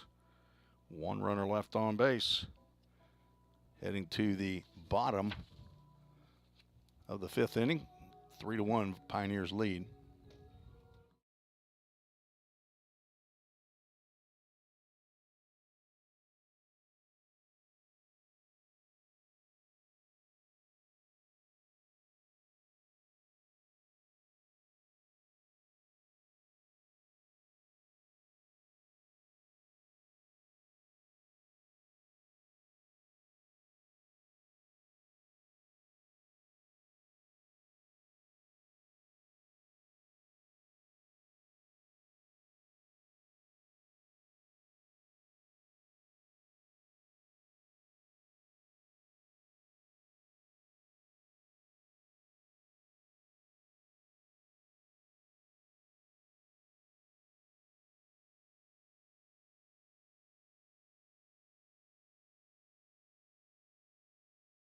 And my guess was correct. It is Jacob Baller who's come in for Parker Patterson. Number 43, Jacob Baller.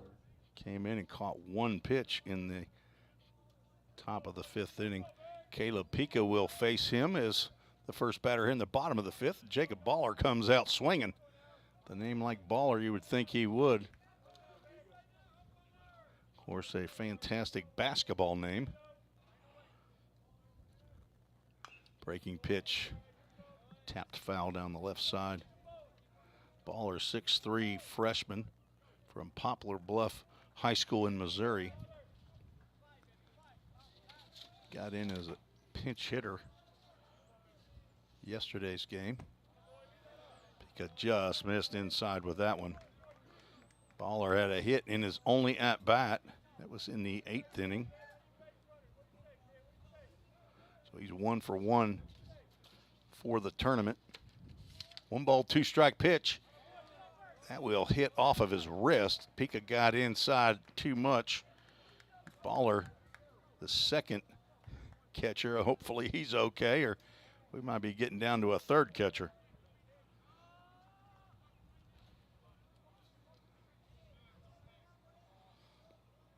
Baller now playing in game number 11 for the year.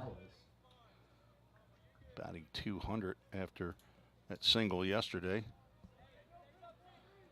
Pika's 3rd hit batter of the year brings it to the plate. The leadoff batter, Julian Gonzalez, saw a big 12-6 breaker right there that home plate umpire Ken Garner says that was a little bit up. Gonzalez 1 for 1. He's been on base both times that he's been to the plate.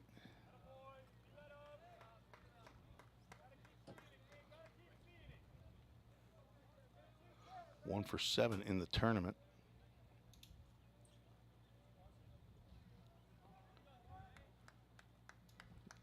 Has drawn 3 walks. Fastball in that outside corner, called a strike. Pioneers just took the lead in the top of the 5th inning. Dyersburg had the lead after 1-0. Pioneers tied it in the top of the 2nd. And then zeros on the board until the 2 runs scored by VolState. Here's a swing and a miss. Pika now ahead in the count, 2 balls and 2 strikes. Andy Martin standing on deck. Pika gave up 1 hit to the Dyersburg State Eagles in the 4 1/3 innings that he pitched. Game 1 of the 3-game series back in March. Fastball misses away. Well, the full count ministry's full count. Game happened back on March the 25th.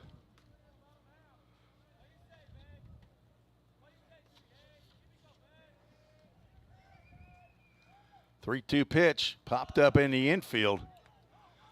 Another one that Matt Hall will handle. He makes a basket catch. Not sure. A little bit of an unusual. Maybe he was thinking about dropping it. I don't know why. Good thing he did not. I would not want Gonzalez on the base paths when I could have Jacob Baller. That's the first out of the inning. Next to bat for the Eagles, number 10. Andy Martin steps in. Martin, 15 home runs, 45 RBIs. 3rd in the conference in long balls. Fastball misses outside. Jace Mizell, the right fielder for VolState. 17 to lead the conference. Daniel Ortiz, 3rd baseman for Walter State, has 16. Breaking pitch. Ken Garner does not like the trajectory of Caleb Pika's breaking pitch. He keeps saying that's up. That's breaking from his shoulders down to his knees. Sure looks like to me. So apparently he's starting it up high, too high, and now there's a 3-0 count to the Dyersburg center fielder Andy Martin with Pierre Seals standing on deck. Keith Bell watching again from South Korea, rooting for the Pioneers. It is a 4-pitch walk. Caleb Pika apparently didn't want anything to do with Andy Martin.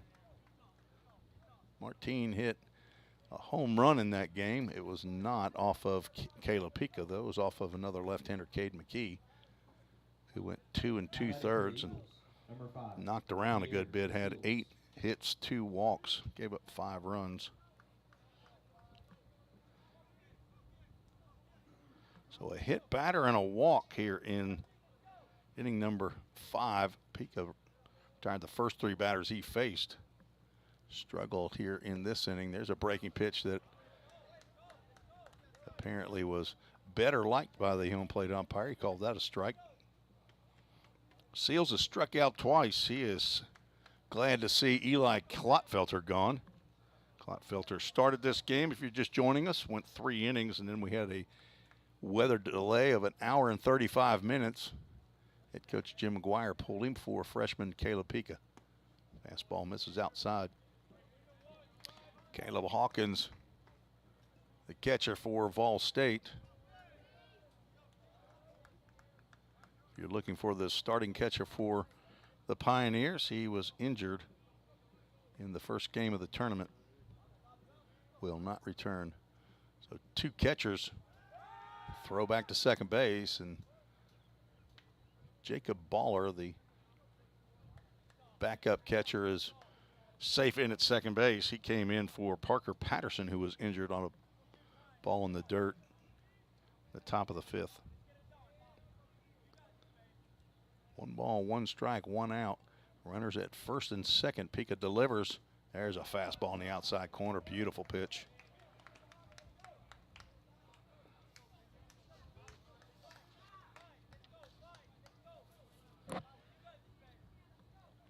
Pika from John Overton High School. That high school now made famous by Mookie Betts, the all-world outfielder slash infielder for the LA Dodgers, now swinging a foul ball off to the right side. Lights are on here at Pioneer Field. Have not seen sun all day long. Rain started a little bit before 11 o'clock. This game started right at 10 o'clock. Had a slight rain chance. Ken Garner looking over at the on-deck circle and scolding a couple guys to say they can't stand out there. Only one guy on the on-deck circle. Gustavo Gonzalez got the reprimand. That pitch is high. Ken Garner from Knoxville, Tennessee. College umpire in the eastern part of the state.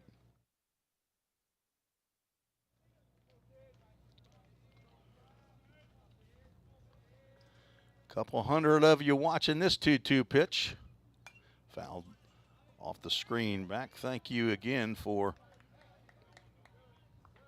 your support of the TCCAA conference tournament here in Gallatin, Tennessee, on the campus of VolState Community College.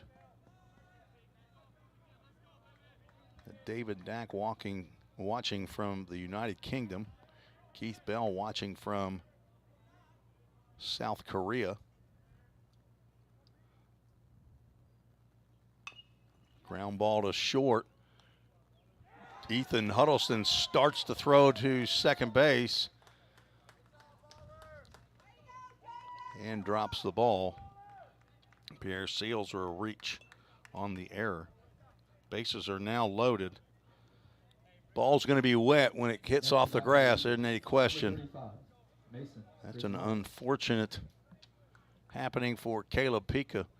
Don't think he was going to be turning 2 on that, but he had a chance to either maybe get the runner at second base or at least throw Seals out. First error for either team. Big swing and a miss by Mason Krasnarich. He takes a hack. Walked in the first and singled to right in the third. And he will swing and miss again. It's the first time that he's facing. No balls, 2 strikes, 1 out. Jacob Baller hit by a pitch. He's on at third base. Andy Martin walked. He's on at second. And a swing and a miss. Caleb Pika needed that strikeout, as did the Pioneers. That is strikeout number 2. And now 2 outs for the Eagles. Pioneers, a chance to get out of this gnarly situation in the bottom of the 5th. Pierre Seals reached on the error by Ethan Huddleston.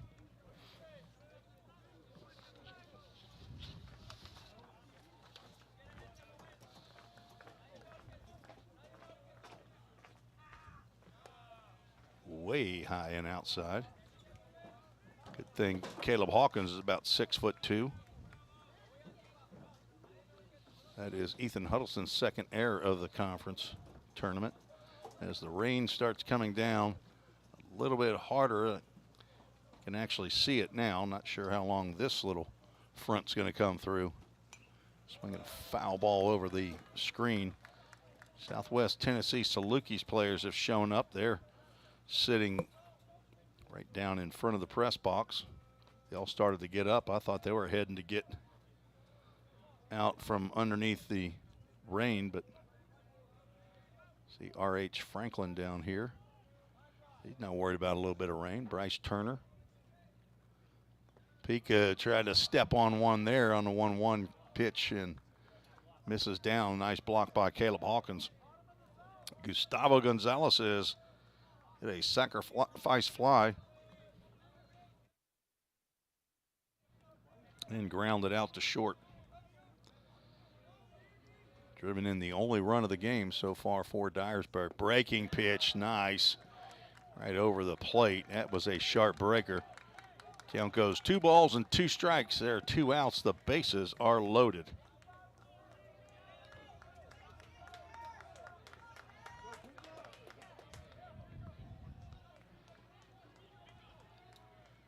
And they are urging on Pika, and that is a line drive into left field. That should tie the game. Charlo's throw is not in time. And a 2-out base hit by Gustavo Gonzalez ties the ball game.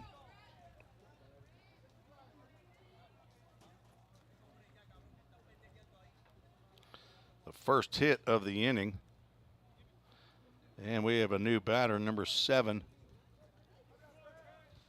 That is Brett Blankenship, freshman from Wabash Valley College transfer, 6'1". He is on to hit for Wesley Mann, who has struck out twice.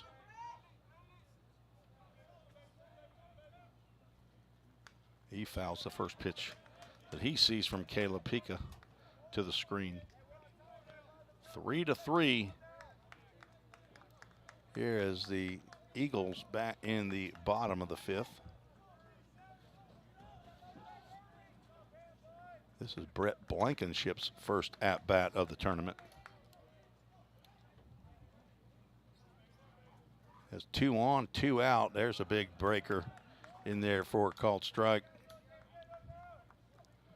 Can't remember what that pitch was that Gonzalez hit into left field. Anybody remember?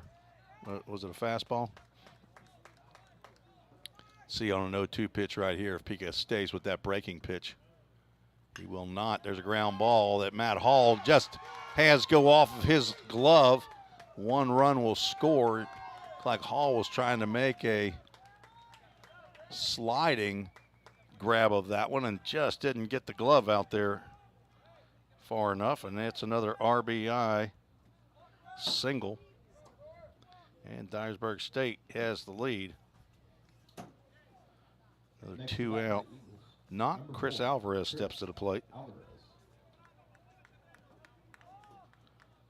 Blankenship goes the opposite way off of Caleb Pika. Block there, that ball gets in the dirt and Hawkins will have to eat it. Blankenship moves down to second base. Now 2 more runners in scoring position. There was a first and third brought to you by Line to Line for 1 pitch. So now 2 hits in the inning.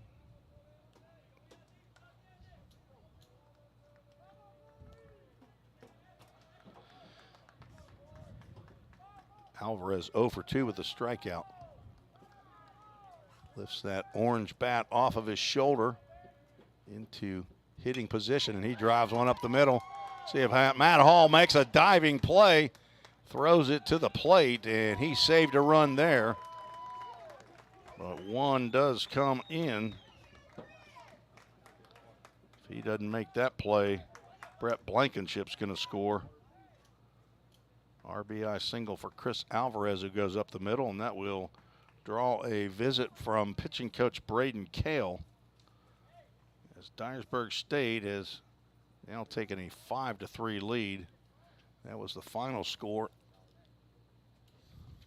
of game number 2 in the 3-game sweep of the series back in March by Dyersburg. They won game 1 5-1, game 2 5-3, and game 3 3-0.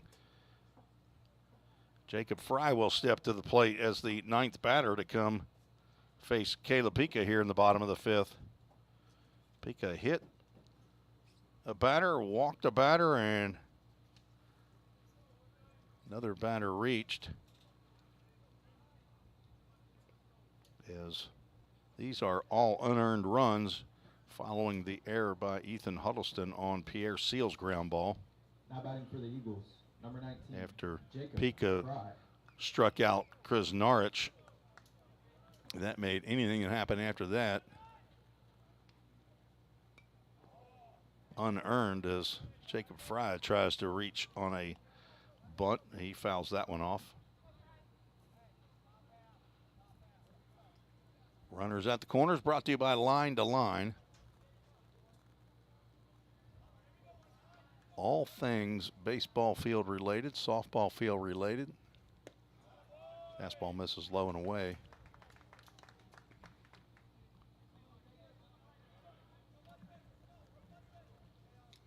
Action in the Pioneer bullpen. It is LT, the Lieutenant Landon Tucker. Lifted out to left field. Back goes Jay Sharla, and he's at the track and makes the catch. Dyersburg sends 9 to the plate. And 3 come home to score. Well, you got 4 on the board, is that right? I think that's probably right. I missed a run. 5-3. Dyersburg takes the lead. You're listening to the VolState Sports Network.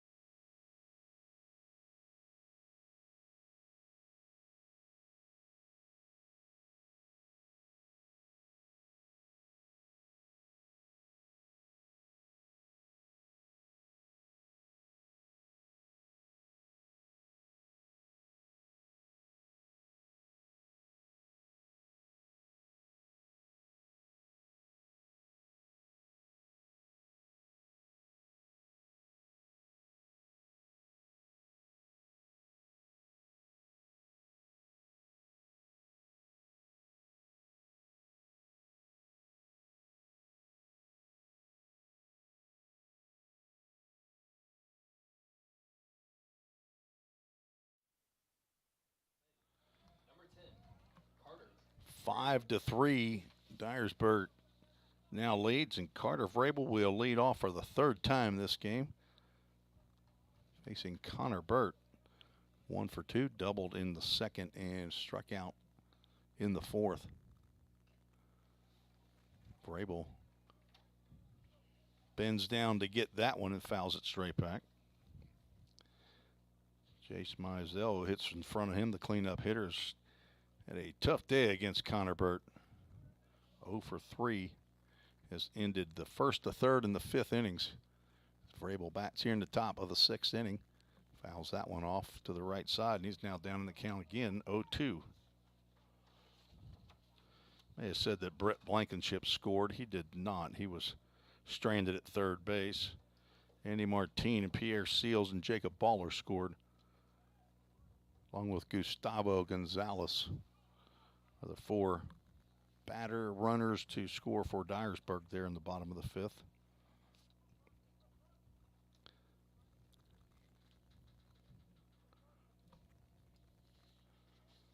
Another 0-2 pitch. Tap to third base in foul territory. Jim McGuire backs out of the way. Let's Gustavo Gonzalez handle that one. Vrabel hitting .297. He was up over 300, but the 0 for the tournament prior to today has dropped him down below that 300 mark. Pitch at his shins, and he does the don't hit me dance. 51 hits on the year for Vrabel, now 52 with 16 doubles. Change up freezes Carter Vrabel, and he goes down looking. 8th strikeout by Connor Burt. That was a good looking pitch. Looked like it was coming inside on him. Had an ugly spin on it, and I'm calling that the changeup when I see that spin that doesn't look normal. Now Caleb Hawkins steps in with 1 out. Apparently that same changeup that misses high. He also doubled back to back with Carter Vrabel. Drove Carter in the second inning for the Framework Athletics first run of the game. Hard shot to short that takes 1 hop up to Julian Gonzalez, who throws in the dirt wildly. Caleb Hawkins will be content to stay right at first base as Jacob Baller runs that one down. So each shortstop has committed a miscue. Pioneers now will see if they can make that hurt.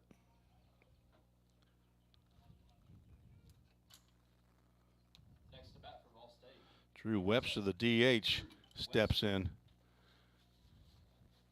tracking whether or not Drew's going to swing at the first pitch, as he has done in all 4 of his plate appearances thus far, at least according to my memory.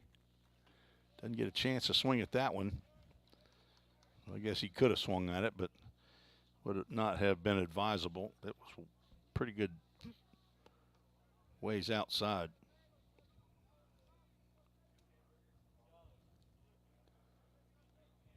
Burt checks Hawkins, and there's another one that Jacob Baller has to snag before it gets away.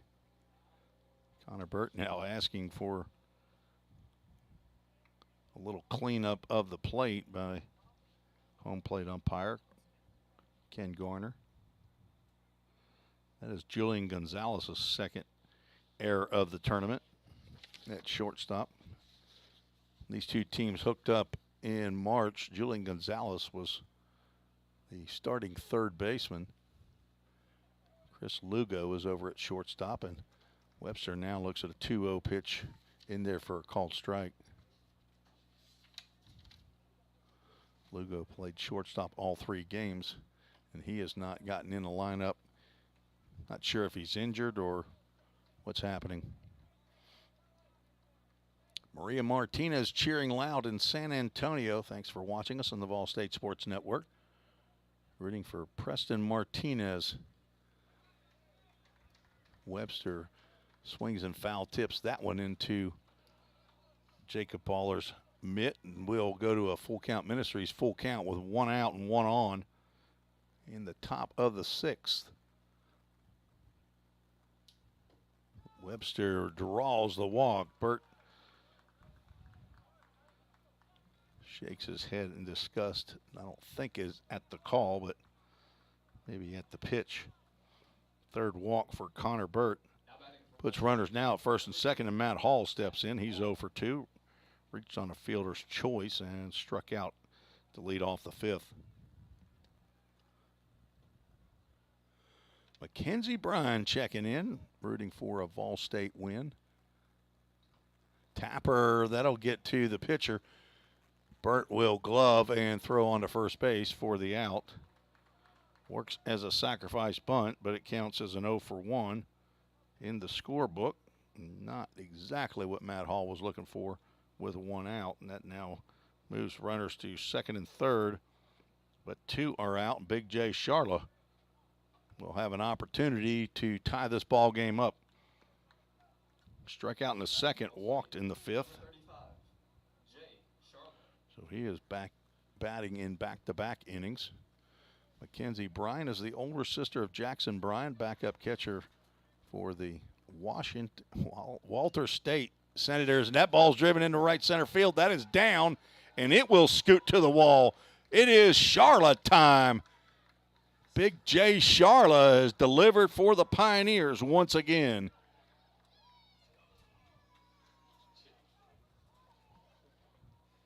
You've been watching the Pioneers all year long. You know that young man right there he's like FedEx. He just delivers. 2-run double, and that brings head coach Robert White out of the Dyersburg State dugout, and he is called to the bullpen, so we'll have a Summit Concrete call to the bullpen. With the game tied, you're watching the VolState Sports Network.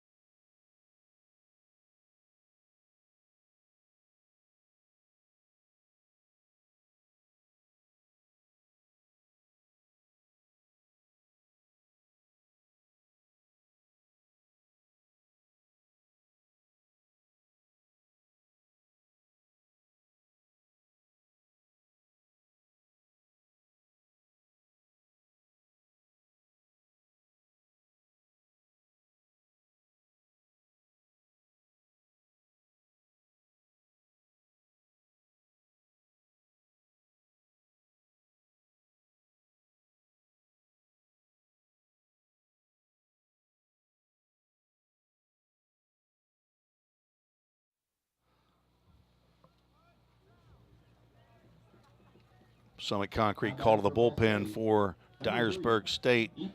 Sean Perez, 6'3" sophomore, transfer from Florida International University, on for Connor Burt. He will face leadoff batter Ethan Huddleston, who is perfect so far in this game. Double, single, single. First pitch from Perez misses the zone. Somebody in San Antonio, I believe, was, if I remember right, rooting for Sean Perez. Glad he's able to get into the game for you. And there's Ethan Huddleston's fourth hit. See if they're going to send the runner. Jim McGuire sending him. The throw is one hop to the third baseman. Jacob Fry apparently picking up a wet ball, so the first pitch that Ethan Huddleston sees drives in Big J Charla for the go-ahead run here with 2 outs.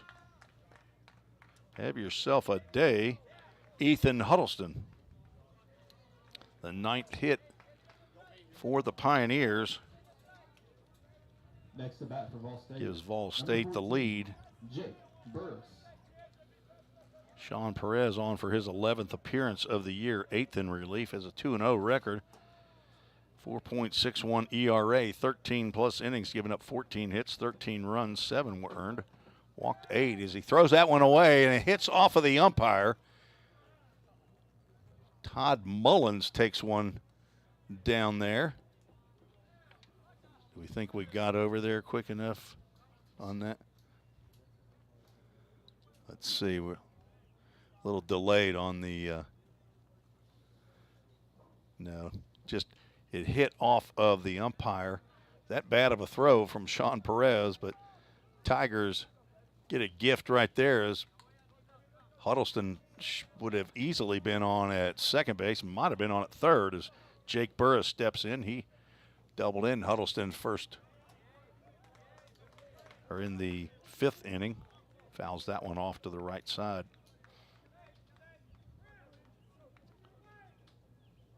Three runs in for the Pioneers. 9 runs have been scored in the last 3 half innings. That pitch goes behind Jake Burris. Some sort of a slider, and Jake just stood there and couldn't believe how far that one went behind him.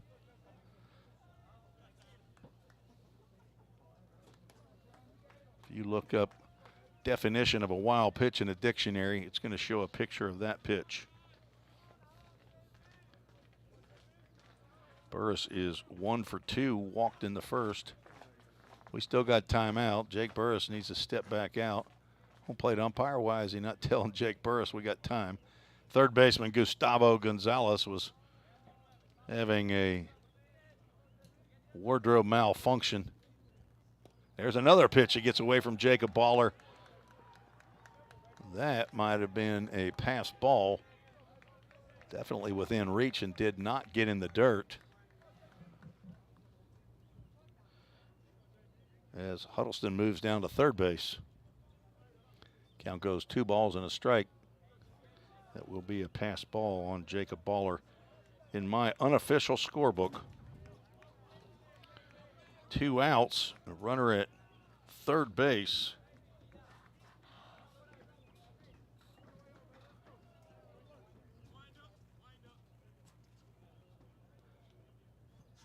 Not sure what Sean Perez was thinking, but goes to the windup, and that pitch gets away. Ethan Huddleston thinks better of going as that ball just squirted through. And again, as I said yesterday, if that would have been a hockey goalie, that puck would have scored. But we're playing baseball here, and the ball's got to get farther away, apparently, as Pioneers have had 2 runners cut down at the plate already. One on a ball in the dirt and one on a ground ball to third base. 3-1 pitch, grounded to second. Alvarez stays back and gets it on 2 hops. Jake Burris retired on the ground out. The Pioneers take the lead here in the top of the 6th. Big error has occurred in the bottom of the 5th as well, so no earned runs of those 3 that were charged to Connor Burt. Pioneers lead 6-5. We're going to the bottom of the 6th. Stay tuned to the VolState Sports Network.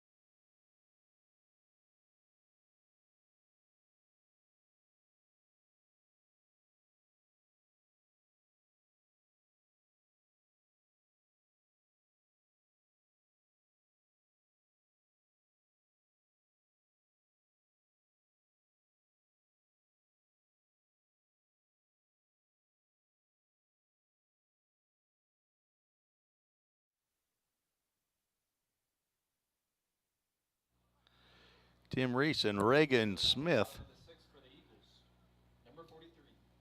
here at the campus of Volunteer State Community College. Moved to the bottom of the 6th inning. Caleb Pika back out on the mound. His breaking pitch misses to Jacob Baller, who's stepping in the box for his second plate appearance of the ball game. He is on for the injured Parker Patterson. Now looking at a 2-ball, no strike count. Baller, I believe, had an 0-2 count on him and was hit by a pitch by Caleb Pika just an inning ago, and swings and misses on a 2-0 offering from the 6'6" freshman from John Overton High School. Tanner Bumbelow, a redshirt freshman for VolState, also from Overton High School, as well as Thedrick Harris, redshirt, taking a red shirt on the Pioneers roster. 3 balls and a strike. A walk to begin the inning. That can't make head coach Jim McGuire happy, or pitching coach Braden Kale, as Landon Tucker is getting loose down in the Pioneer bullpen. Now leadoff batter Julian Gonzalez steps in. He popped out to the second baseman in the 5th inning. Pika on for his 3rd inning. At a 1-2-3 inning in the 4th.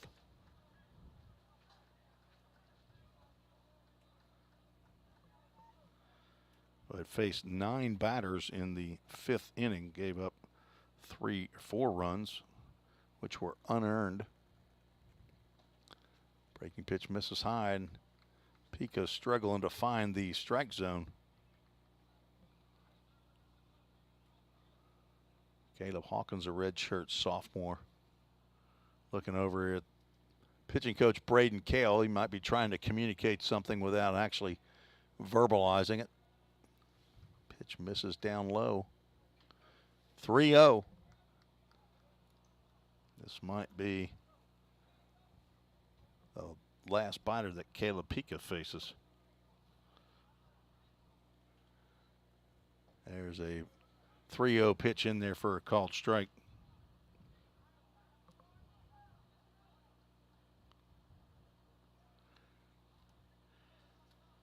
Noah Eatman's Gigi is checked in via the email as that pitch fouled off to the right side. It should get on the other side of the spectators that are sitting down that first base line up in the bleachers. Well, Full Count Ministries, full count. Hello, Gigi, down in Parrish, Florida. 3-2 pitch, fouled off. Our 3rd full count, first pitch foul ball of the game.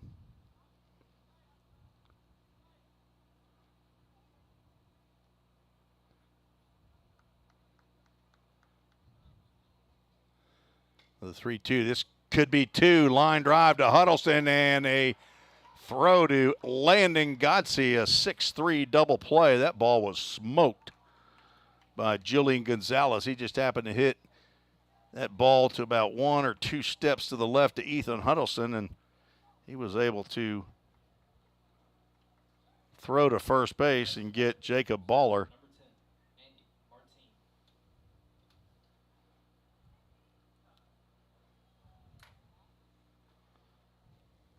Andy Martine steps in with 2 outs. He drives one to deep left center field. Jacob Burris not going to be able to get that one. That'll be at the base of the Summit concrete sign.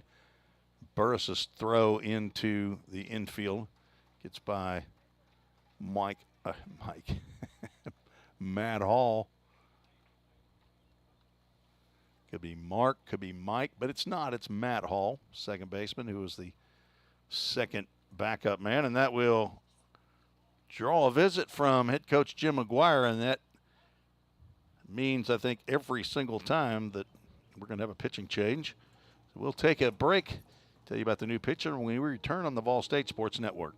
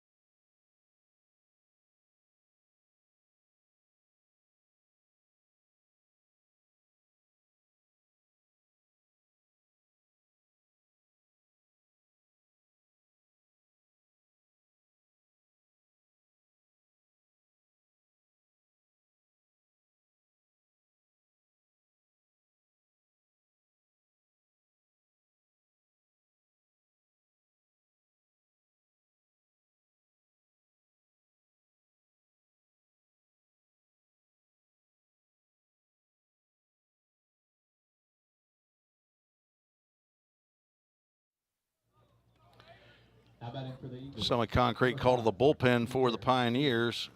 5'9", 150-pound sophomore Landon Tucker from LaGrange, Georgia, on in relief of Caleb Pica. This is Tucker's 14th appearance, all in relief. 14 innings, 10 hits, 8 runs, 6 earned. He'll face Pierre Seals in the side armor. Delivers first pitch outside. He comes in with 2 outs and a runner at second base after Andy Martin drilled a ball out to the Summit Concrete sign in left center field, just to the right of the Toyota of Gallatin scoreboard. Breaking pitch. Slow breaker. It comes right across the plate. It's not the big sweeper. That's it's like the baby curveball for Landon Tucker. Seals 0 for 3.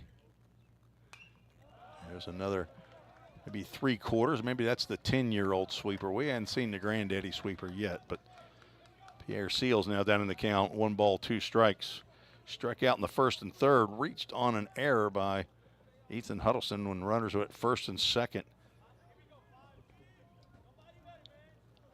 in the 5th inning with 1 out. He might have been picking up a wet ball, and Landon Tucker comes in and strikes out Pierre Seals. Show us a little emotion there, Tuck. We're headed to the top of the 7th inning. You listen to the VolState Sports Network.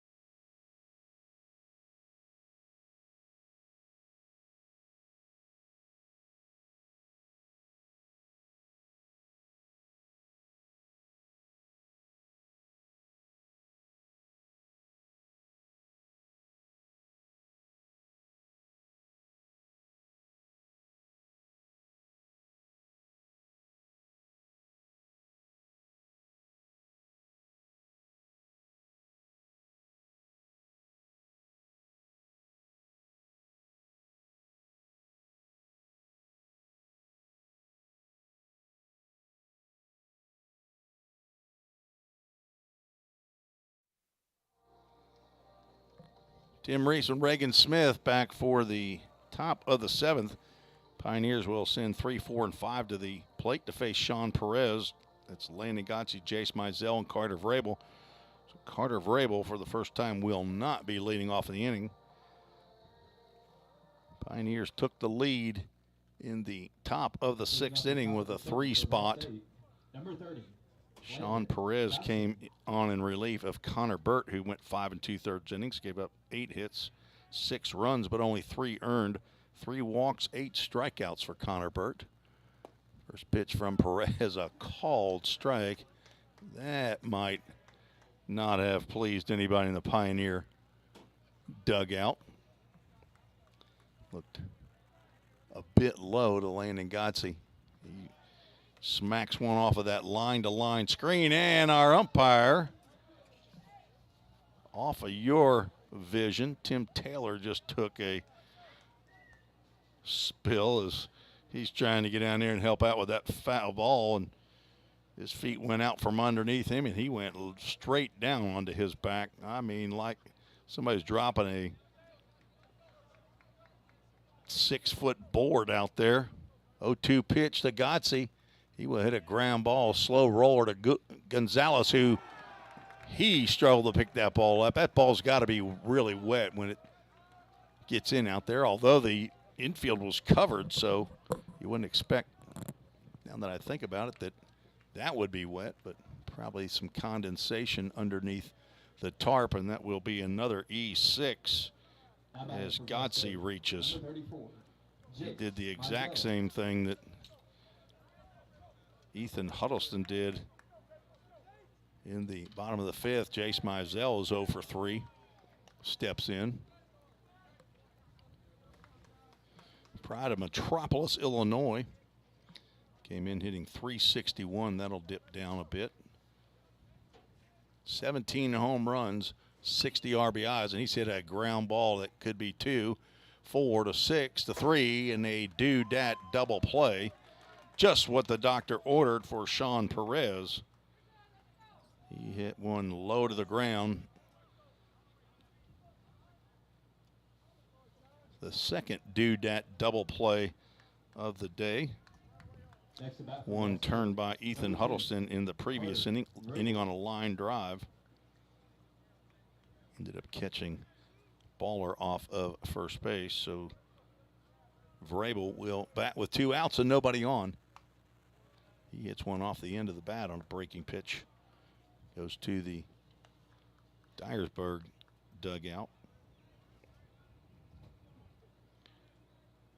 Julian Gonzalez pretty happy about that do-dat double play. Smash down to third base. That's off the glove of Gustavo Gonzalez. Let's see if Vrabel will stop at first. He will not. An extremely aggressive runner. A fast runner, too, for his size. He gets in there for his second double. He is wearing out that left field line, the third base line. Just to the right of Gustavo Gonzalez, and out of the bullpen, or out of the dugout, comes Robert White. And that looks like the end of the day for Sean Perez. So we'll take a break, tell you about the new pitcher when we return on the VolState Sports Network.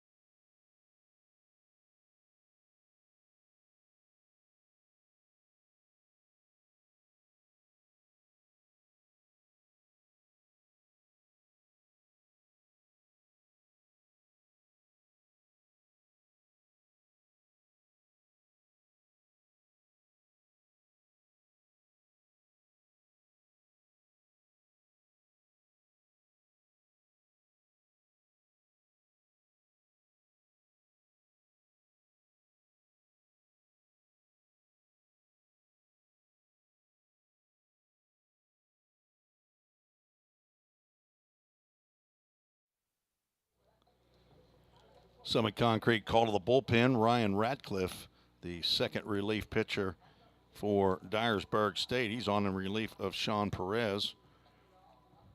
Radcliffe, a 5'10 left-handed sophomore, transfer from Daytona State College. A lot of transfers on this Dyersburg State roster. Not just a ton of players coming out of high school straight to Dyersburg State. And he will be on to face Caleb Hawkins with 2 outs and a runner at second base. Radcliffe on for his 11th appearance of the season, all in relief, a 2.92 ERA.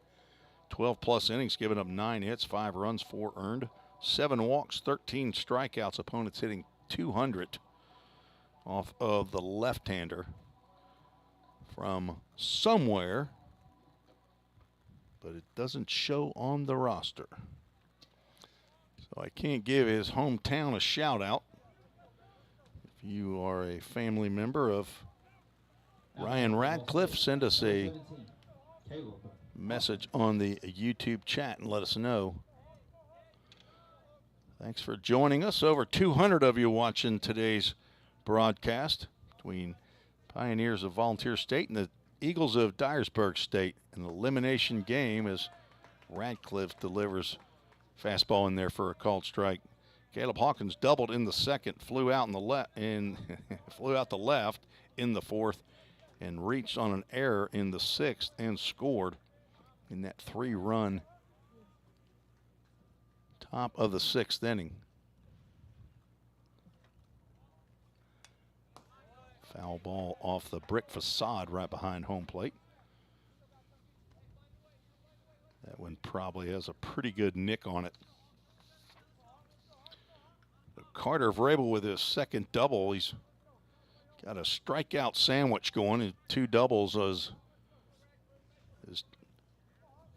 2 pieces of bread on either side of 2 strikeouts. That breaking pitch misses high. Doubled and scored in the second. That was a leadoff double. He actually led off 3 straight at-bats. This is the first inning he has not, and he delivers a double as Gustavo Gonzalez now playing right on that third base line again with 2 outs. Hawkins fouls that one to his own dugout. Caleb Hawkins from Stewart's Creek High School transferred from Wabash Valley to Dyersburg State, so he's facing possibly some of his former teammates. Got in a handful of games a couple years ago. He's playing his second year with the Pioneers here. Started to go on that breaking pitch, but able to hold up. Hit .299 a year ago, 6 home runs. Lost his starting spot after having a tough go of it at the beginning of this year at the plate. Breaking pitch misses high. We'll have a full count. Ministries full count. Braden Vineyard, sophomore from Paducah, Kentucky, did a great job for VolState. Began hitting, got his first collegiate hit down in Central Alabama. They're going 0 for 11 in his freshman year. There's amazingly, a full count first pitch foul ball. Devin Thrain down there comes out of the bullpen in shorts and a red T-shirt to retrieve that foul ball. Count remains 3 balls, 2 strikes. There's 2 outs. Carter Vrabel ready to get on the hop with Caleb Hawkins can put it in play. Pitch, breaking pitch right over the heart of the plate. Hawkins will go down looking. Pioneers cannot scratch with 2 outs. Ryan Radcliffe comes in and does the job. Pioneers no runs. 1 hit, 1 error, and 1 runner left on base. Heading to the bottom of the 7th. It's stretch time here at Pioneer Field in the Tim Garrett Baseball Complex.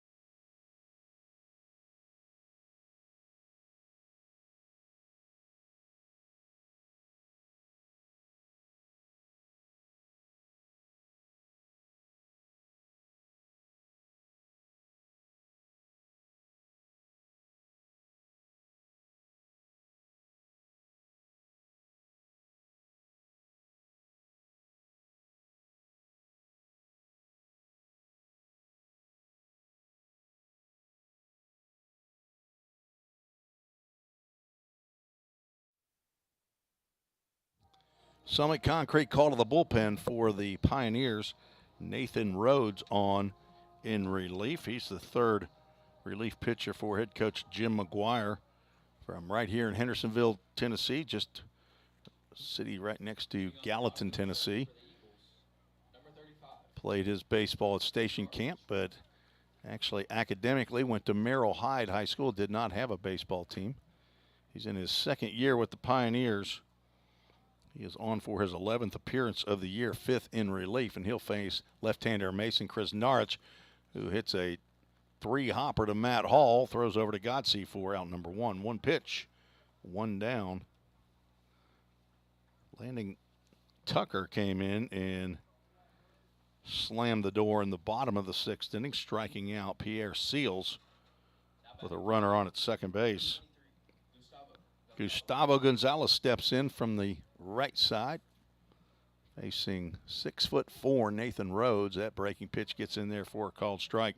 A lot of similarity between Rhodes and Caleb Pica. Rhodes sometimes will have bouts of wildness himself and just on cue throws one over the head of Caleb Hawkins, and good thing Ken Goyner is set up just a little bit to the left of Hawkins right there. 18 innings plus, and he's given up 11 hits, 13 walks. He's hit 3 batters, but he struck out 23. Square around a bunt is Gustavo, and that caught a piece of Caleb Hawkins assuming on the inner thigh. Hawkins stays seated on his wallet for just a little bit, but he's up. And looks like he's okay. The Pioneers need to go to another catcher. Might be Drew Webster or Landon Luderman. Be my guess. Hopefully we won't have to get to that. 1-2 pitch. Swing and a miss. Down goes Gonzalez for out number 2. Brett Blankenship, who singled in his first at-bat in the 5th inning. The DH will step back in for Dyersburg State. Once again, this is an elimination game. The loser's season is over, and the winner will move on to play the late game tonight if weather permits. Thank you for letting us know where Ryan Radcliffe is from Stuart, Florida. My recollection is that is on the Atlantic side of Florida. I think there's a Stewart Beach, maybe. I believe I've been to Stuart, Florida. A buddy of mine had a condo down there and let me and my family borrow that. There's another pitch that beats up Caleb Hawkins and the umpire, Ken Garner. 3 balls, no strikes to Blankenship with Chris Alvarez standing on deck. Dyersburg State had a hit in each of the first 3 innings, scored 1 run, then 3 hits in the 5th, and there's a called strike, and 1 hit in the 6th. The only 1-2-3 inning was Caleb Pica's first inning of work. In the 4th, 3-1 pitch, fouled off to the right side. Well, a full count. Ministries, a full count. Flag at half staff through, I think, today in honor of the folks killed. That ball is swung on and missed. I don't think it was fouled off. And the second strikeout by Caleb Pica. That's a 1-2-3. Caleb Pica. Nathan Rhodes. Caleb Pica's older brother. 1-2-3 inning. Ends the 7th. You're watching the VolState Sports Network.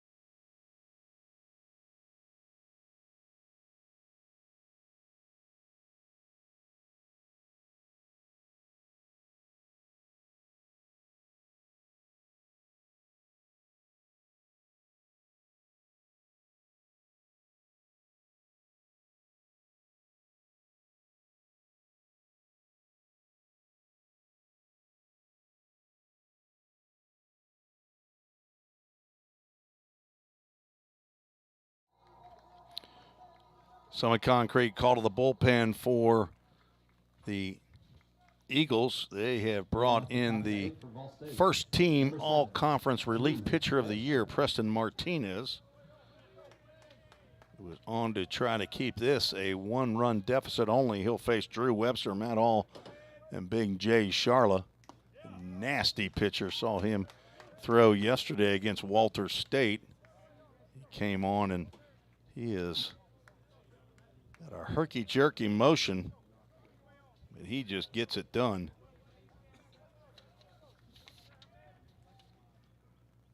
Breaking pitch popped up into the middle of the infield. Down back goes Julian Gonzalez. He'll make the catch. Backpedaling into center field, Drew Webster has been retired. He is now 0 for 3 with a walk and a run scored. Matt Hall steps in. He's 0 for 3. Number 2, Matt Hall. Martinez, a 6'1" right-handed pitcher, sophomore from Johnson High School in Texas. I heard during the weather delay that he is committed to further his academic and athletic career at Kansas State, along with starting pitcher Anthony Figueroa. So congratulations to those two young men. Brennan Jones from Good Pasture right here in Nashville, Tennessee is also over there. I believe he's a sophomore. Matt Hall looks at strike 2 as Martinez delivers fastball right at the knees on the inside corner. Preston Martinez with a 1.61 ERA. This is his 23rd appearance of the year. He leads the conference with 6 saves. Swing and a miss on a breaking pitch. He's retired the first 2 that he's faced. Ryan Ratcliffe came in, got the 1 out that he was asked to get in the top of the 7th inning. Struck out Caleb Hawkins with a runner at second. So he, like Landon Tucker, faced 1 batter, struck out the only batter that he faced. Big Jay Sharlo had the big double to tie the ball game in the top of the 6th. Steps in and sees a sweeping breaking pitch. Ken Garner doing some housekeeping. He's telling folks to get inside dugouts. 14 hits given up all year in the 22 innings. Only 5 runs and 4 were earned. Sharla will look at a pitch on the outside of the zone. 4 earned runs, 14 walks, a little bit higher walk total, but 32 strikeouts. Hitting off of him at a 171 clip. Very, very small. And Jay Sharla swings and misses. Now down in the count, 1 ball, 2 strikes. With the top of the order, Ethan Huddleston, who's 4 for 4, standing on deck. We're in the top of the 8th inning. Pioneers lead 6-5. Ground ball to second. Alvarez will charge on the 2-hopper. Toss over to Chris Narich for out number 3, a 1-2-3 inning for Preston Martinez. We're going to the bottom of the 8th. You're watching the VolState Sports Network.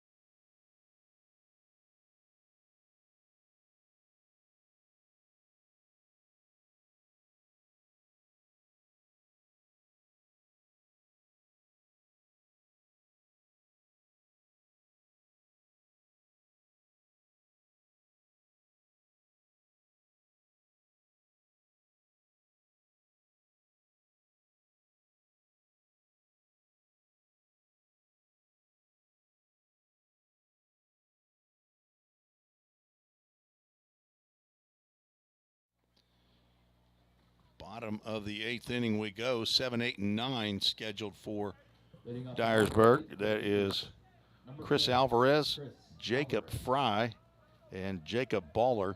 Jacob Baller, the Jersey Mike's first sub of the game for Dyersburg State. He came on for the injured Parker Patterson. There's a ball lifted out to left field.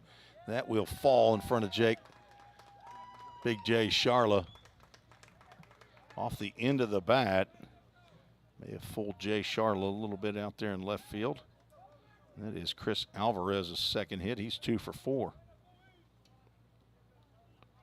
Now batting for the Eagles, number 19, Jacob Fry. Jacob Fry 1 for 3, doubled in his first at bat. Let's see if he's going to square around a bunt. Move the runner. Throw over to first base. Nathan Rhodes, my recollection, has at least one error on a attempted pickoff. Might have 2. There's no lead as Fry will bend out of the way of that fastball that comes inside.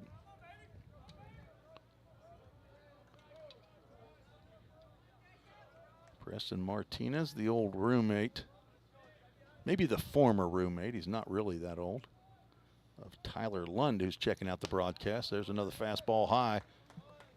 Nathan Rhodes on 2 balls and no strikes. Thank you, Jolie Burt, for the intel regard Ryan Ratcliffe. Fry he's bending down, trying to shrink the strike zone, and Ken Garner calls that for a strike.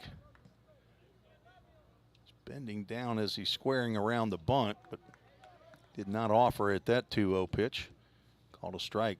See if he squares around. He will not. There's another pitch down. 3 balls and a strike.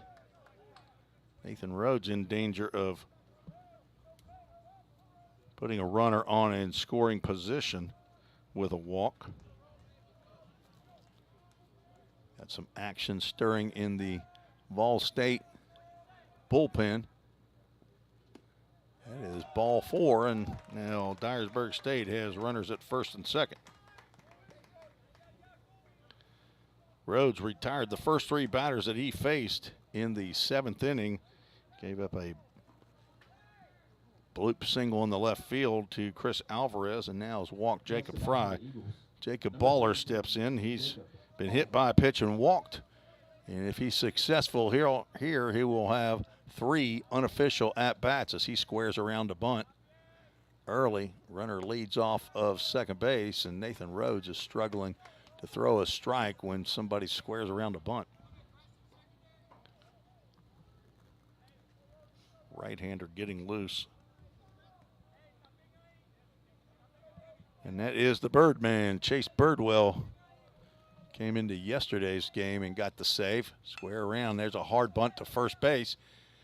Lanny Godsey's foot slipped out from underneath him. He was thinking about going to third base, but ends up turning around and throwing to Matt Hall, who's covering at first base. So a successful sack bunt by Jacob Baller moves runners to second and third with 1 out, and the top of the order steps in. Now batting for the Eagles, number 38. We've got a new third base coach. Tyler Brown is handling the third base coaching duties. Normally it's Robert White. Julian Gonzalez steps in with 1 out, runners at second and third. There's a breaking pitch just a bit outside. Tying run on at third, the go-ahead run at second base. Chris Alvarez down at third, Jacob Fry at second.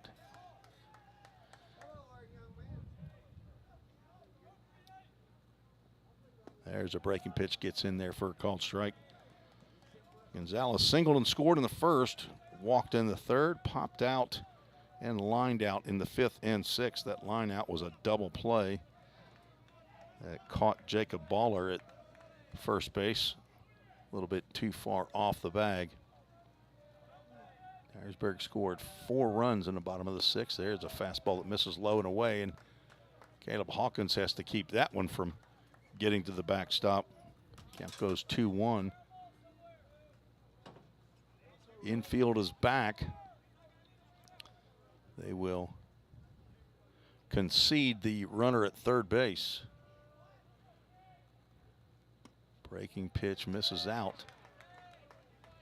3-1 count. Rhodes looking for the strikeout, but he's 2 pitches away from that. Now 3 balls and a strike with Andy Martin standing on deck. I believe the first base coach is, his first name is at least Oscar. He might be Martin.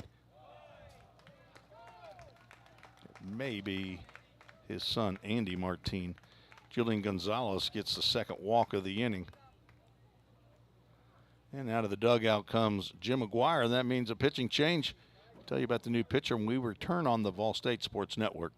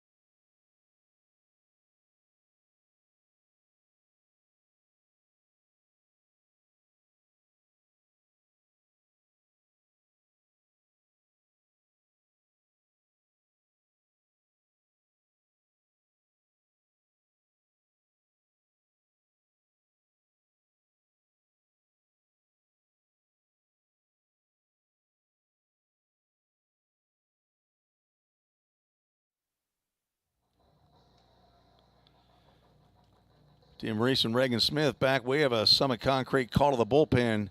Chase Birdwell, who got the save in yesterday's game against Motlow State, will be asked to come into a bases loaded and 1 out situation here.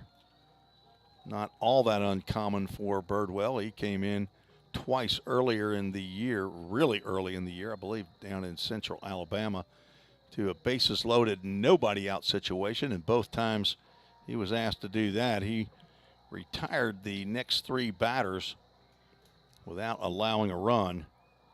Here he'll have a little bit easier time if he gets a ground ball to a middle infielder or maybe a corner infielder or back to him. He can Number 10, Andy Martin. Get a do-dat double play. Andy Martin will step in.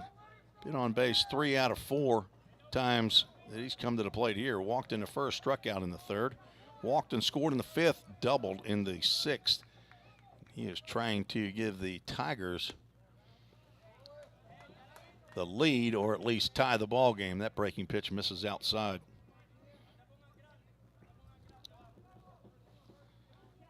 Hearing some Spanish being spoken here.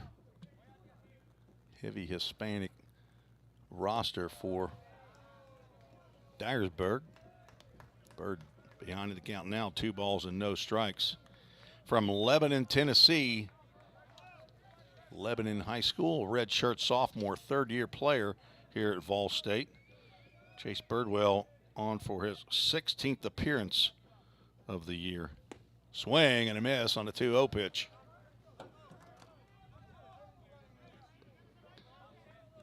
Birdwell 2.70 ERA, 2-2 record, 3 saves, 23 plus innings, only giving up 13 hits, 7 runs that were earned. Walked 13, struck out 33 batters. Opponents hitting 167. He hit 1 batter. That happened to be in yesterday's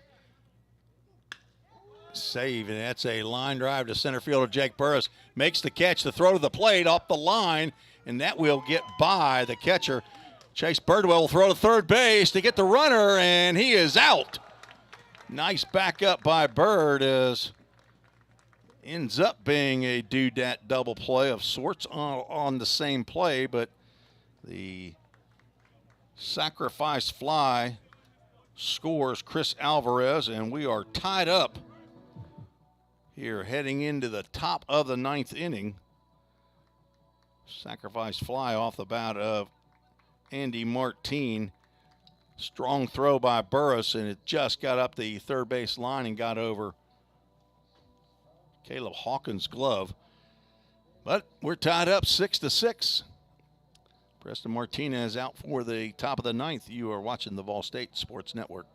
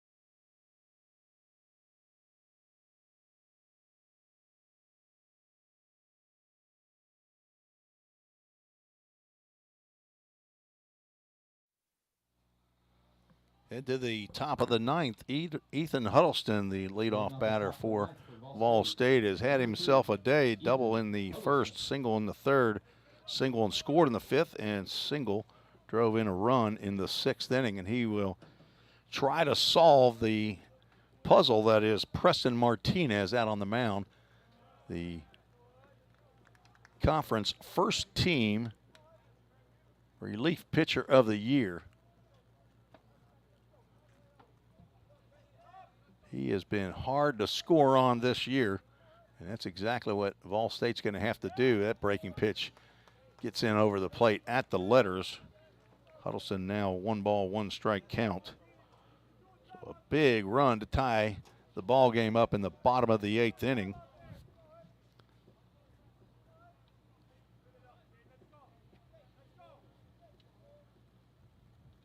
There's a line drive that into center field. Andy Martine will not be able to make that play. And Ethan Huddleston now 5 for 5. I got to believe, folks, I haven't checked with the stats. I got to believe that is Ethan Huddleston's first 5-hit ball game of his college career. Now batting for VolState, number 14, Jake Burris. If this is his last game, he's going out with a bang. Loser of this game, first of all, it's going to be a tough pill to swallow for either team. Jake Burris trying to move Huddleston down to second base, fouls that one back. Jake Burris, team leader in sacrifice bunts. He has 7. Next highest total is 2 by Matt Hall and Jay Sharla. Started out the year as the leadoff batter, and Ethan Huddleston was number 2. They've, here toward the latter part of the year, been secure in that first and second the opposite way. Logan Molnar was, when he was healthy, was the leadoff batter for VolState, but he got injured a couple of weeks ago, maybe now 3 weeks ago. Burris not able to get those two down. We'll see if Coach McGuire keeps the bunt on or might try to send the runner in a hit and run. See if there's a pitch out here. There is a sort of a pitch out. Pitch went outside. Count now goes 1-2 strikes. Thanks for joining us in the VolState Sports Network. A tight ball game here, game number 9 of the Region 7 Tennessee JUCO Baseball Conference Tournament. Swing and a miss on a breaking pitch. Jake Burris trying to give the Pioneers a 2-run lead. Goes down swinging for the first out. He is now 1 for 4 with a double, a run scored, and a walk. Landon Gotze steps in. He's got 1 hit in 4 plate appearances.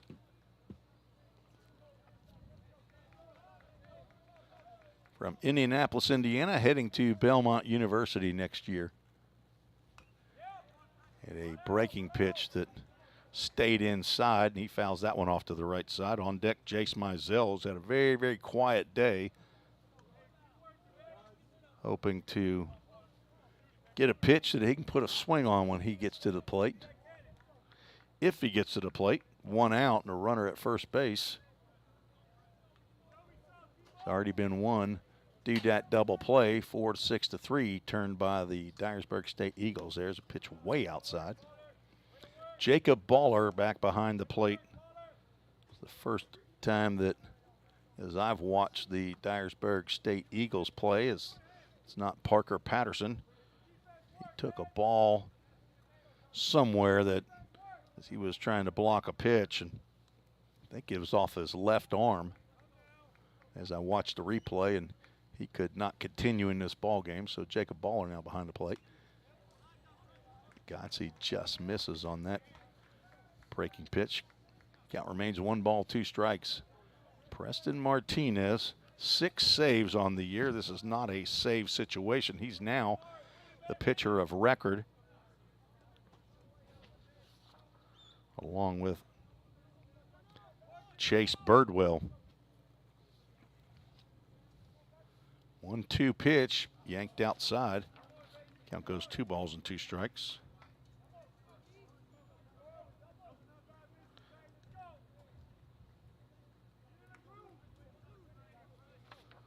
Connor Burt started, went 5 2/3. Sean Perez came on in relief, went 1 full inning. Ryan Radcliffe pitched to 1 batter and got that out.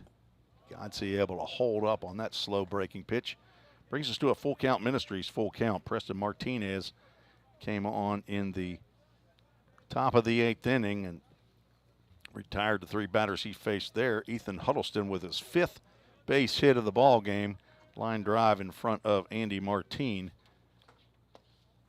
Just missed down low, says home plate umpire Ken Garner. Robert White talking to home plate umpire a little bit. That puts runners at first and second with Jace Mizell, first team all-conference outfielder and a home run leader. The TCCAA steps to the plate. Runners now at first and second. So not as big of an issue that Jake Burris couldn't get that bunt down. Pioneers now have a runner in scoring position with 1 out. Preston Martinez steps off. Not sure if he didn't like the sign, didn't have the pitch that he wanted or not.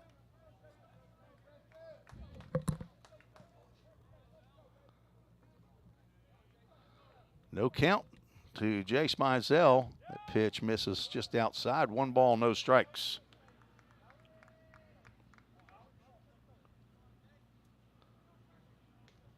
Top of the 9th inning. Score was tied 1-1 until the Pioneers untied it in the top of the 5th with a 2 spot. Go up 3-1, and then Dyersburg State takes a 2-run lead, 5-3. Drive to deep left field, and that is back. And back goes Jacob Fry. That ball is gone. A 3-run home run by Jace Mizell, just giving the Pioneers a 3-run lead. Mizell was 0 for 4. He comes up in the top of the 9th inning to put a blast. And the Pioneers have exploded for 3 runs here off one of the best pitchers in the conference, Preston Martinez. That's number 18 of the year, a 3-run shot. by Jace Mizell, just to the left of the Toyota of Gallatin scoreboard. A 1-out, 3-run bomb. Give VolState the 9-6 lead in the top of the ninth. First pitch, Carter Vrabel in there for a called strike. Preston Martinez looked like he was delivering a message with that fastball. That might have been clocked the highest MPH that he's delivered. His breaking pitch popped up to the left side. Gonzalez may have a play. It's wet over there, and he will get into the warning track area and make the catch for out number 2. Carter Vrabel now 2 for 5, 2 doubles, 2 strikeouts, and then a pop out. Big, big home run by Jace Mizell here in the top of the 9th inning. Caleb Hawkins will step up with 2 outs and nobody on. Number 17, Caleb Hawkins. Jace Mizell with the big blow here in the top of the 9th. 2 hits in the inning. Leadoff single by Ethan Huddleston and 3-run home run by Jace Mizell. Extends his conference lead in home runs to 18. Now has 63 RBIs for the season. Swing and a miss.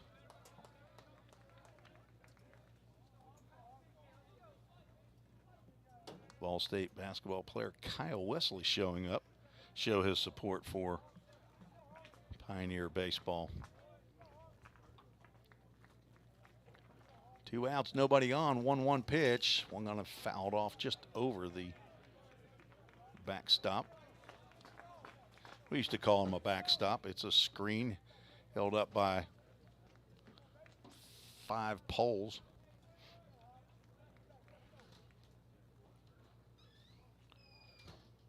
Hawkins 1 for 4, doubled in the 2nd inning. Drove in first run of the game.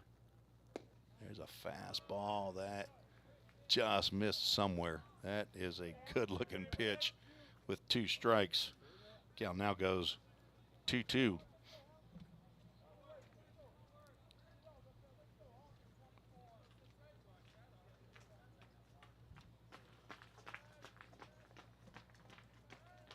Fans out in left field got a good look at that 3-run home run as Caleb Hawkins waves at a breaking pitch and comes up empty. But the big blow of the inning, the 3-run home run by Jace Mizell to give the Pioneers the 3-run lead heading to the bottom of the 9th inning. An elimination game here in game number 9 of the TCCAA Conference Tournament.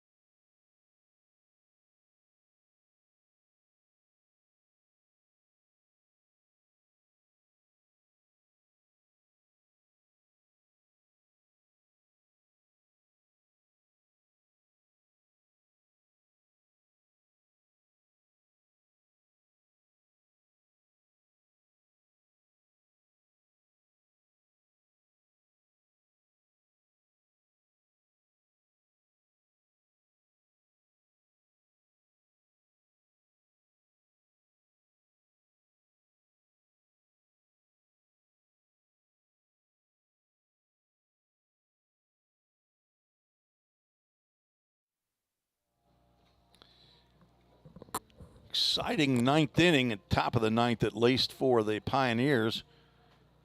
And Chase Birdwell is back out on the mound to see if he can pick up the win And the first defeat by Volunteer State over Dyersburg State. Eagles defeated the Pioneers in all 3 games in conference play regular season out at Dyersburg, Tennessee. But this is the conference tournament, and the Pioneers seeded number 6.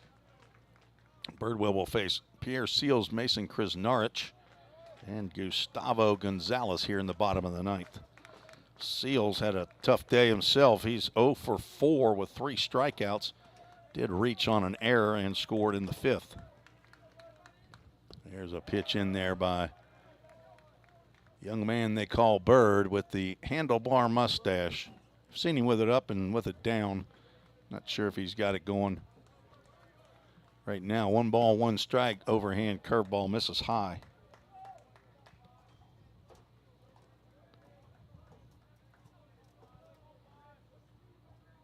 Jace Mizell with the 3-run bomb. The difference in the game right now.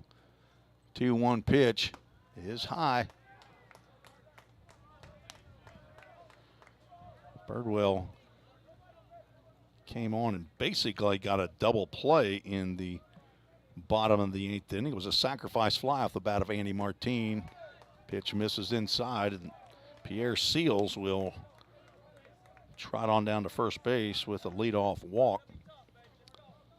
Now Mason Krasnarich in a imposing figure as he stands in. Number 35, Mason 6'6" left-hander. Only has 2 home runs on the year, 9 RBIs in his 65 official plate appearances. Been to the plate about 80 times. And Birdwell misses with that one inside. Could the Eagles walk it off with 4 runs in the bottom of the 9th inning? They're going to have to put some runners on base if that's the case. And they have 1 of those 4 on a free gift walk, and Birdwell is now missed as Caleb Hawkins will call timeout and go talk to his fellow redshirt sophomore, and now Braden Kale, pitching coach, will come out as well. Birdwell faced Andy Martine with bases loaded and 1 out in the bottom of the 8th. Andy Martine hit a frozen rope out to Jake Burris in center field, who made the catch. The throw came home to try to nail Chris Alvarez at the plate. The throw was up the line, and got by the catcher, and on the play, Jacob Fry, who was at second base, tried to advance to third, and Birdwell backing up the play throws down to Carter Vrabel at third base to retire Jacob Fry for the last out, end the threat in the bottom of the 8th. Otherwise, Pierre Seals would have had a chance to bat with 2 runners on and 2 outs, but Pioneers able to get that 3rd out on the base paths. Mason Krasnarich walked in the 1st, singled in the 2nd, struck out in the 5th, and grounded out in the 7th. Batting here in the bottom of the 9th inning with his team's season on the line. Popped up high to the right side. Landon Gotze over toward the fence, and he will not be able to make the play. That ball falls harmlessly to the ground, just out of my view from as the dugout is in my way. Looked like he had room, but just couldn't get a beat on it. Count goes 2 balls and a strike to Krasnarich. Pioneers looking for a ground ball to a middle infielder here. See if they can turn a do-dat double play. There's been a whole lot of do-dat doubles today. Swing and a miss. A high fastball. Thanks to Craig Senard over at do-dat Communications for their support of VolState Athletics. Nice baseball logo here in the press box remodel. 2 balls, 2 strikes, swing and a miss. And down goes Krasnarich for out number 1. Now Gustavo Gonzalez, 1 for 3. Drove in 2 runs, had a big 2-out single in the 5th inning. drove in 2 runs. Then he was ultimately driven in.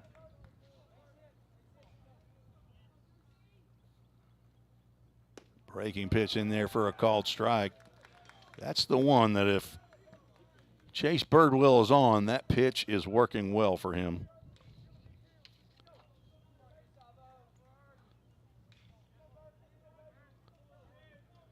Oh, 1 pitch, and he tried it again, just didn't get it to the plate.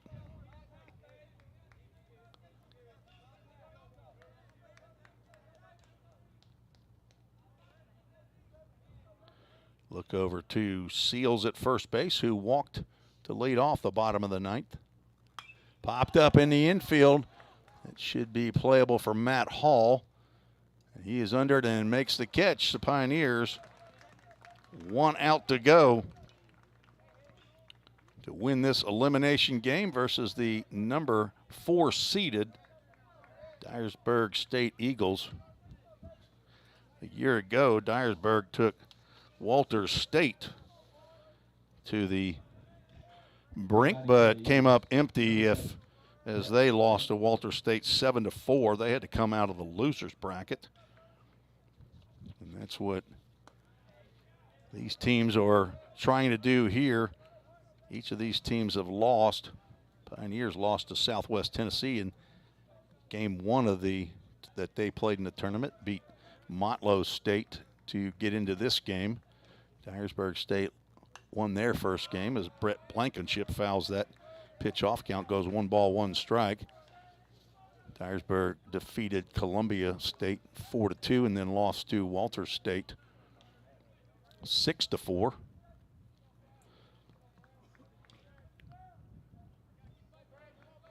Loser goes home, and the winner awaits the winner of the game following. Swing and a miss, and Dyersburg down to their last strike. Blankenship is 1 for 2. Chris Alvarez waiting on deck, hoping to get an at-bat.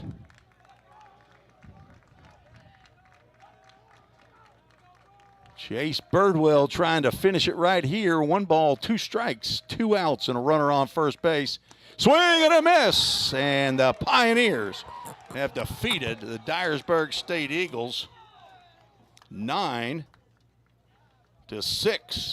Chase Birdwell with the win. He moves to 3-2. Preston Martinez gets the loss, and he will fall to 2-3. Pioneers, 9 runs, 12 hits, 1 error. Dyersburg State, 6 runs, 8 hits, 2 errors. VolState moves to 32-22 on the season. Dyersburg State's season ends 32-21. A very entertaining baseball game, back and forth, back and forth. The Pioneers, the big blow of the game, and the right rug flooring player of the game, going 1 for 5. Hard to tell a guy, Ethan Huddleston, who went 5 for 5, that he's not the right rug flooring player of the game. Might have to go co. Let's go co-players of the game. Ethan Huddleston, 5 for 5, scores 2 runs, ends up being the game-winning run scored. Scored on Jace Mizell's 18th home run of the year. He ends up 1 for 5, but 3 RBIs. That one hit was a 3-run home run in the top of the 9th. Ultimately give the Pioneers the 9-6 lead. Thanks for joining us on the VolState Sports Network. Thanks for those of you that checked in via the YouTube chat, and good luck to all the Eagles fans and the Eagles players as to wherever their athletic career and academic career or work career may send them. Been a joy to watch them. I've seen them play. It's an excellent team, and as I said, it's going to be tough for either one of these teams' season to end, but just happens to be for the Dyersburg State Eagles on this day. Pioneers have another shot as Southwest Tennessee will play Roan State here in probably about 35, 40 minutes. And then following that, Walters State will take on Chattanooga State in a winner's bracket game. And if weather permits, we will play a game 4 tonight between VolState and the winner of the Southwest Tennessee Roan State. Roan State, the Cinderella in the conference tournament. As it stands right now, the number 9 seed will play number 3 seeded Southwest Tennessee after defeating Columbia State yesterday. Thanks for joining us on the VolState Sports Network. It's been a joy to bring it to you, and for those that will be coming back in about 35 minutes, we'll talk soon. This is Tim Reese for producer Reagan Smith on the VolState Sports Network.